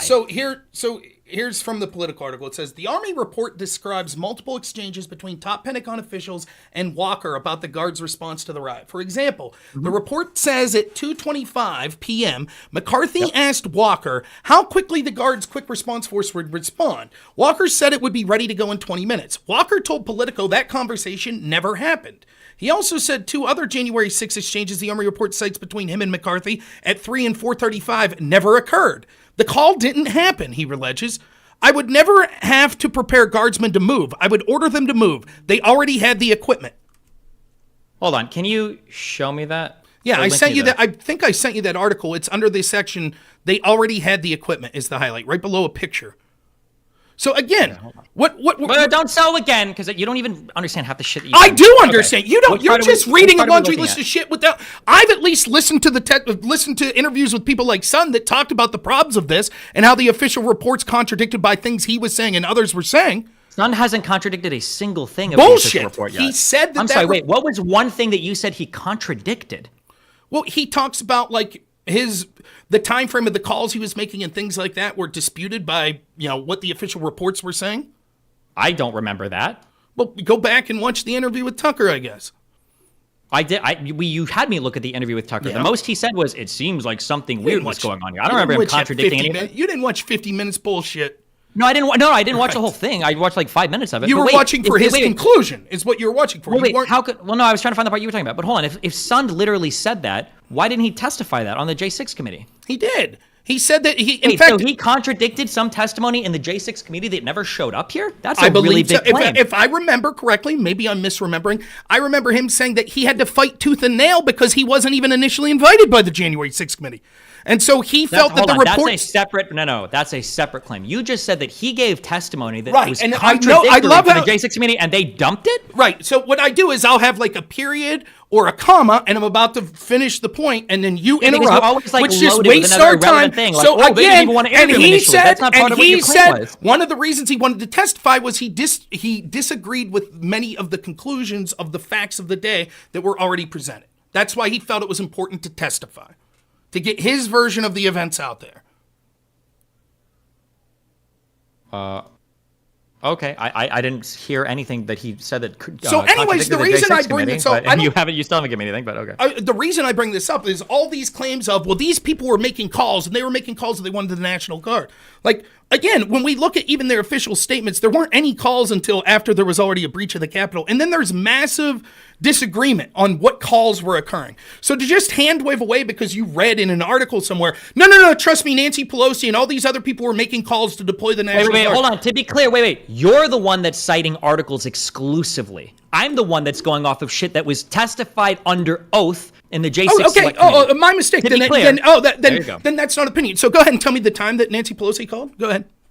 I was looking at that before, but then you're throwing me other articles. Now I'm reading this one from the Politico. If you want me to look, I can do one thing at a time. If you stop galloping to 50 million other fucking theories while you're talking. Okay. Now I'm reading this article that you sent me from the Politico. If somebody else wants to look in the J6 committee for the times that Pelosi was making calls, feel free to do it. I can go and I can look at the page number, but. Because you don't know any of this, by the way. Like, the onus is on me to find every single time for all of us. And by the way, it's funny that you're asking me for this, because even if I give it to you, notice that every time you ask me to provide evidence and I source my claims, it doesn't even change any of your arguments anyway. Literally nothing changes. Like, for instance, the fact that you just found out the Sergeant at Arms can't call the National Guard, and you were relying on that whole, chain of custody or that chain of command thing earlier, you just dumped that whole fucking argument when you realize that guy can't even fucking call in the National Guard. So, even when I'm finding the evidence for you, none of your arguments are even changing, Rob. You're literally unresponsive to evidence, to any evidence whatsoever. Just like Donald Trump with the false election claims. It's the exact opposite. Argument to see this thing here. It's actually the exact opposite. I'm willing to actually listen to you if you say something that contradicts what I think is the truth. So, for example, when you said the Sergeant at Arms doesn't have the ability to deploy the National Guard, I said, oh, that might be true. Okay, I thought that he did, but that might be true. But then I'm not saying I concede that point. I'm just taking your non-evidenced claim of that. That's fine, right? To proceed with the argument that we're going down. Then you said that Sergeant at Arms is Walker, right? Is that the? That's who you said it was. Why is he so on that report? Yes. Why is he so involved intricately in these phone calls with the guy from the National Guard then, that you said has the ability to deploy them? If he's just a totally irrelevant figure. Hold on. Sorry. When I say something like I don't like ham sandwiches, and then you say, stop, hold on. When I say I don't like ham sandwiches, and you're like, oh, well, what about chicken right? And it's like, oh, I think I'd eat chicken. And you're like, well, why are you saying ham's not even a food? I never said that Walker was an entirely irrelevant figure. Walker, it was, if he's the Sergeant at Arms, Walker would be like the head of the Defense of Congress. But that doesn't give him the authority to call the National Guard, and that doesn't make him part of the military. But I don't even, okay, yeah, go ahead. Walker was the head of the National Guard. He became Sergeant at Arms later on, after January 6th. Oh, that helps. Okay, so Walker is the head of the National Guard. Wait, why would he fucking leave? Okay, so if Walker is the head of the National Guard here, is he answering then to the lieutenant of the fucking army then? I don't know. Like, there's other, I mean, again, I didn't read all of these articles. I'm looking as we're talking, which is one of the reasons I like talking to you, because I learn more about it. But I do trust Sund when he says, dude. Does that change any of your argument then? If you thought that Walker was a Sergeant at Arms and now you see he's the head of the National Guard, does that change any of your... Well, no, because we were already operating under the assumption the Sergeant at Arms didn't have the ability to deploy the National Guard. So why would... Wasn't that who Sund was complaining about? Wasn't calling the National Guard? Sund was complaining that through the chain of command of the people he was talking to, that he wasn't getting appropriate responses. I don't know. But the chain of command was up through Congress. It wasn't the National Guard. Again, it seems as if Walker himself was complaining about the chain of command as well. I mean, okay, I'm just if Walker was complaining about the chain of command, then he's literally complaining about 3 people. He's only complaining about McCarthy, would have been the Army guy, Miller, who would have been the DOD head, the next person up, and then Donald Trump. Those are the only 3 possible people then that Walker could have been complaining about, right? Okay, so can I read some of this article from CNN? Right? Just see what it says. I'm reading it with you. That seems to be germane to what we're talking about. Former D.C. National Guard commander meets with January 6th committee. William Walker was the top commander for D.C.'s National Guard and responsible troop deployment in support of law enforcement, overwhelmed on January 6th. Met Monday with House Select Committee investigating the Capitol attack. CNN spotted Walker walking into the committee meeting. When asked what had been discussed, Walker replied, "I'm not supposed to talk about it." The House panel would not comment on Walker's appearance. Walker made waves in March during his testimony to a Senate panel investigating the insurrection. Walker told senators that even though he did not need Pentagon authority to mobilize troops to respond to the protests that summer, a memo on January 5th instructed him to seek approval from the secretaries of the Army and Defense before preparing troops to respond to civil disturbance. Walker described the additional level of authority needed to mobilize troops as, quote, unusual. He went on to say that was the memo that we read, right? That was the one that I read you. Yes. Right. He went on to say that it took 3 hours for Army officials to give the okay to send troops to help, despite an urgent plea directly from him and then Capitol Police Chief Sund. Newly revealed emails from former White House Chief of Staff Mark Meadows have raised questions about the response. Meadows sent an email saying the National Guard would be present to protect Trump people and lead up to the insurrection. Sure. So now it sounds like what you've just read is saying that the entirety of the blame rests with either Donald Trump or Miller. Well, that's what you just read. No, wait. So your argument is when this memo said, quote, a memo that seek approval from the secretaries of the Army and Defense, that's only Miller or Trump. Wait, Secretary of the Army? I thought we just said that. A memo on January 5th. No, wait. Hold on. It was either. I'm sorry. It was 3 people. It was either McCarthy, Miller, or Trump. Yes. Okay. McCarthy was the Army guy. Miller was the DOD guy, and Trump is the president. Yes, those 3 people. I think that it's clear that it was beyond the pale to expect him to be waiting for a call for Donald Trump when this says that it needs to seek approval from the Secretary of Army and Defense. Sure. Now, let me finish. If the Secretary of Army or Defense said, look, we were prepared to do it, but we called Trump and Trump said, don't do it. Clearly you have an argument. But Nobody said that. Nobody stated that. Right. That's what I'm saying. So outside of that scope, I don't think how you could, anyone would be able to make a claim that Walker was reasonably I'm ready to deploy. I'm just waiting for Trump to call. I don't think I've ever said that. My understanding of all that I read was that all these requests died on the desk of Miller. That was my understanding, because I think even was Walker, or no, it was McCarthy was the Army guy. I thought even he was saying that we're waiting for Miller, we're waiting for Miller, we're waiting for Miller. That was my understanding. That could entirely be true. It does not change the calculus of what I'm talking about. Right? Well, okay, but it does mean that whatever Sund is saying about my request died on the way to Pelosi or whatever is irrelevant bullshit. That has nothing to do with anything. What he's talking about is the people that were sergeant at arms under Pelosi that were involved in these. I think those were the people they were talking to, and he was saying, we're kicking it up the chain. We're kicking it up the chain. And maybe that up the chain was Miller, is who they're saying. But that's where his ire was directed, because these people weren't. That's fine, but you were making it sound like Pelosi was the one stalling or delaying or blocking it. I never said Pelosi specifically. What I said was that there were people that ultimately answered to Nancy Pelosi that were unable, Pelosi wasn't. Do you acknowledge then at least that Pelosi wasn't the one we were waiting on here? This had nothing to do with Pelosi making the call, right? No, I don't think I ever once said that it had to do with Nancy Pelosi personally making a call. Okay, then why are we citing Sund? Who is Sund having a problem with? Sund's having a problem because he's the person who. Do you disagree with this? He's the primary person charged with defense of the Capitol. What was his position? Was it Capitol chief of the military City Police Chief? Okay, I don't know. I think it would have been the sergeant at arms, but sure, in the role of here, he's going to be one of the top people charged with it. Sure. Yes, and so he's saying that he's talking about how odd it was before January 6th and Walker's saying the same thing, that all of a sudden they started to change these policies in the exact opposite way you would suspect. No, not in the exact. Rob, why are you doing this? Why were the policies changed, Rob? They were changed, in my opinion, because they wanted this violence to occur.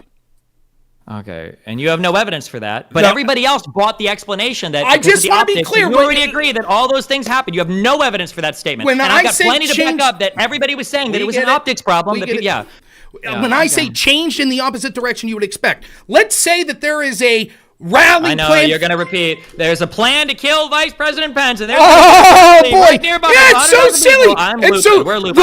Like, let me do a little Destiny impression here, right? Let me make your argument for you. Oh, Rob's so ridiculous. He thinks if there's regular protests where there's no evidence or intelligence suggesting murdering the vice president or violently overthrowing the government, that if that's done with increased levels of security, then all of a sudden there's an attempted insurrection about to occur that all these agencies believes is going to occur, and they decide to have more laxed security. They change their policies to be different this time, and the one time you think it would be harder security because, oh my God, there's an imminent attack on our country, instead they go the opposite direction. Instead they're like, nah, we're not going to communicate, and we're going to make it harder for the National Guard to intervene and all this shit. That's the argument that you want me to believe. And the reason is one word: optics. Because of optics. So they jeopardized the life of Mike Pence and the members of Senate when for once, they actually had credible intelligence. They thought there was going to be an attack on the country.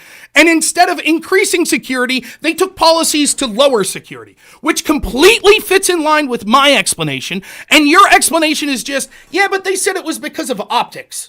That's it. That's the difference between... Strange that my explanation is the one cited by all the people under oath and seemed to be convincing enough to everybody at the time, and your explanation is in fantasy delusion land, only supported by Tucker Carlson, who literally got fired from fucking Fox News for lying to his entire fucking audience. Isn't that strange that the people whose asses are on the line gave the explanation for themselves that would put their ass on the line the least? Yeah, that's strange. Isn't it? Hey, OJ testified he didn't murder. So that's what we have evidence that he testified he didn't murder. So that's what we're going with, right? Isn't that strange? It is strange that we have a reason why we have no...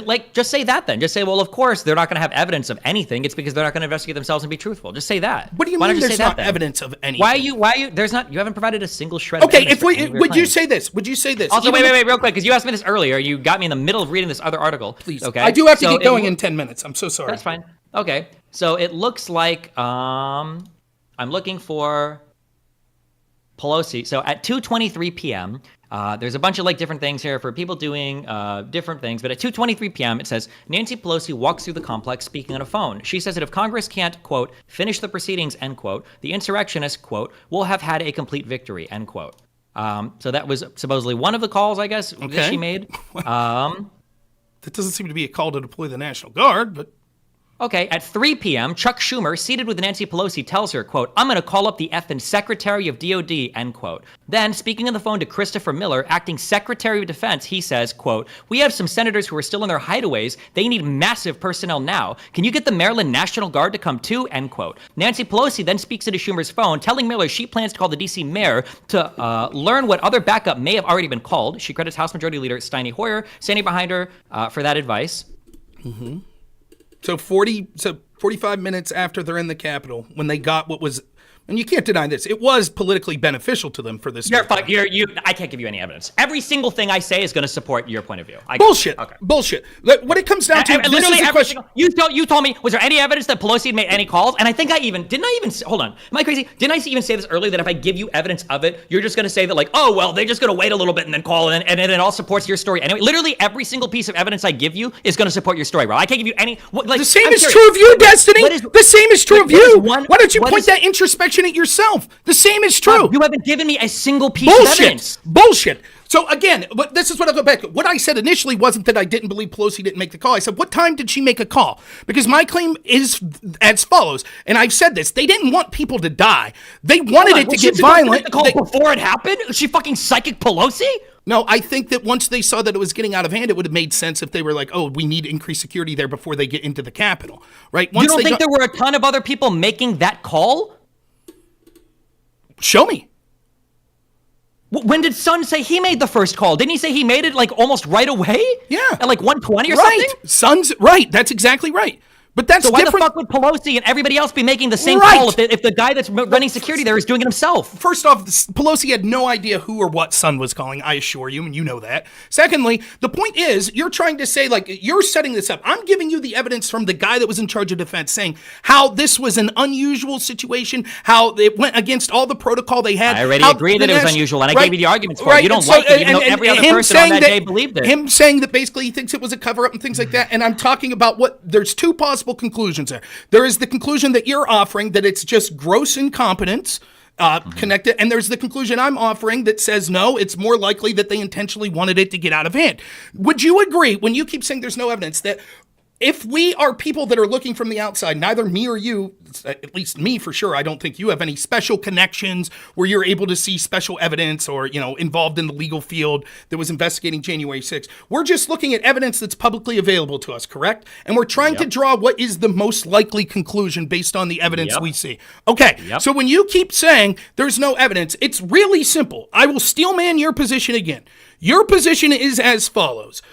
The FBI was aware that, and other agencies, I think you'll agree, that's what's been testified to, that other agencies in the FBI were aware that there was going to be some amount of people, we'll call it a small amount of people, that were going to be involved in a violent attempt to overthrow the government. They were also aware that there was going to be a massive rally with potentially hundreds of thousands of people that was happening elsewhere in D.C., right? They changed, this isn't part of your argument, but I don't think you dispute this. They changed the way their policies traditionally happen and chose not to share that intelligence with Stephen's son. And your belief is the reason they did that was because they thought it was just a handful of people and it wasn't worth it.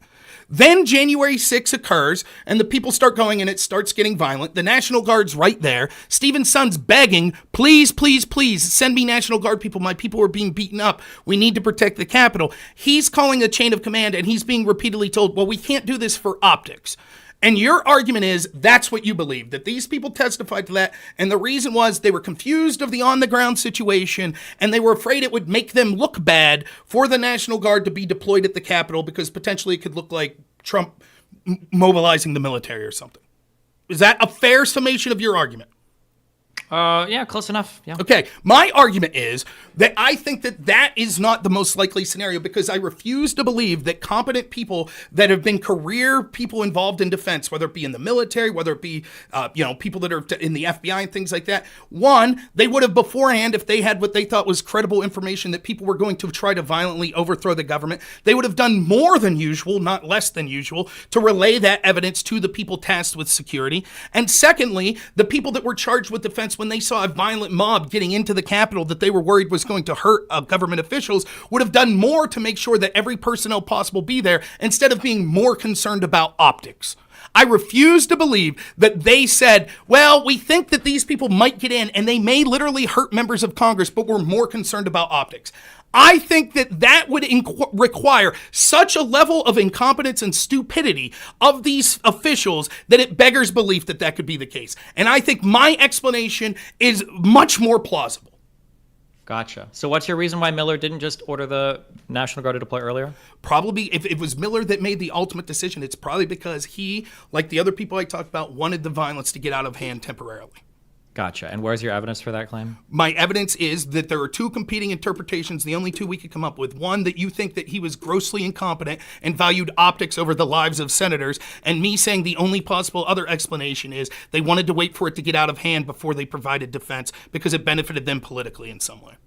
Gotcha. And Miller was the acting DOD head appointed by Donald Trump, right? I believe he was appointed by Trump. That's irrelevant. So was Bill Barr. So was fucking, what was his name? Mustache guy, John Bolton. Like, yeah, Trump appointed really shitty people.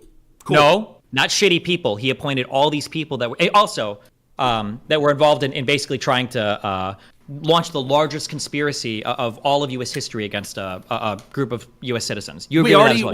What you're alleging here is the largest, most coordinated conspiracy that's happening against U.S. citizens in the history of the United States as well, right? We already went through that, and you had no response to that. It wouldn't require thousands of people. It would only require a handful. I'm not even saying. I won't even say 1,000 people. But what you're alleging, okay? Because what you're alleging is that the FBI, the DOD, and possibly parts of Congress and other intelligence are coordinating to instigate a riot to make a presidential candidate that is the second most votes of any presidential candidate in the history of the United States to make all of those people look like crazy writers. You're alleging that conspiracy happened. That would be the largest conspiracy concocted against American citizens in U.S. history. You're alleging that happened. No, I don't agree.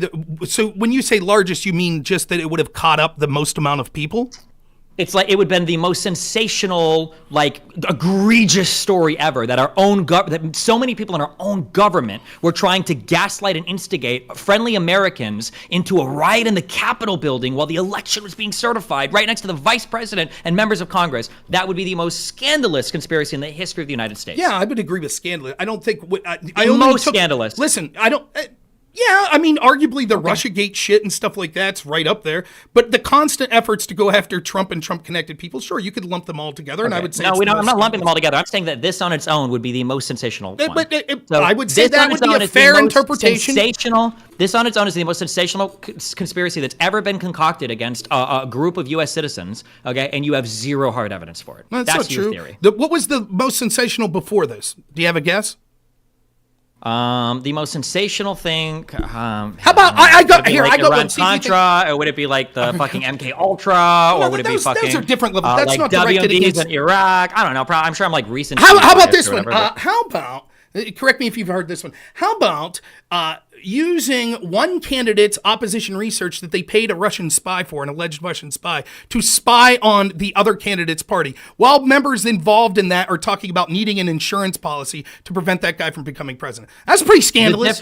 That's scandalous, wasn't it? The difference between that, Rob, is that you'll never admit this because you're bad faith, okay? But the difference between that is that there are a lot of people along that chain who could have feasibly thought that something was weird and was going on, and were acting with some political bias, but like as well as they thought they could. In your story, these people are knowingly turning Americans against each other, instigating a violent riot insurrection so that they could knowingly concoct violence against American citizens to make all of them look like crazy writers. No, what you're alleging here is 1,000 times more severe than even if Russiagate was completely fake and fabricated from the start. It's not, and like we could see that they've done similar things, right?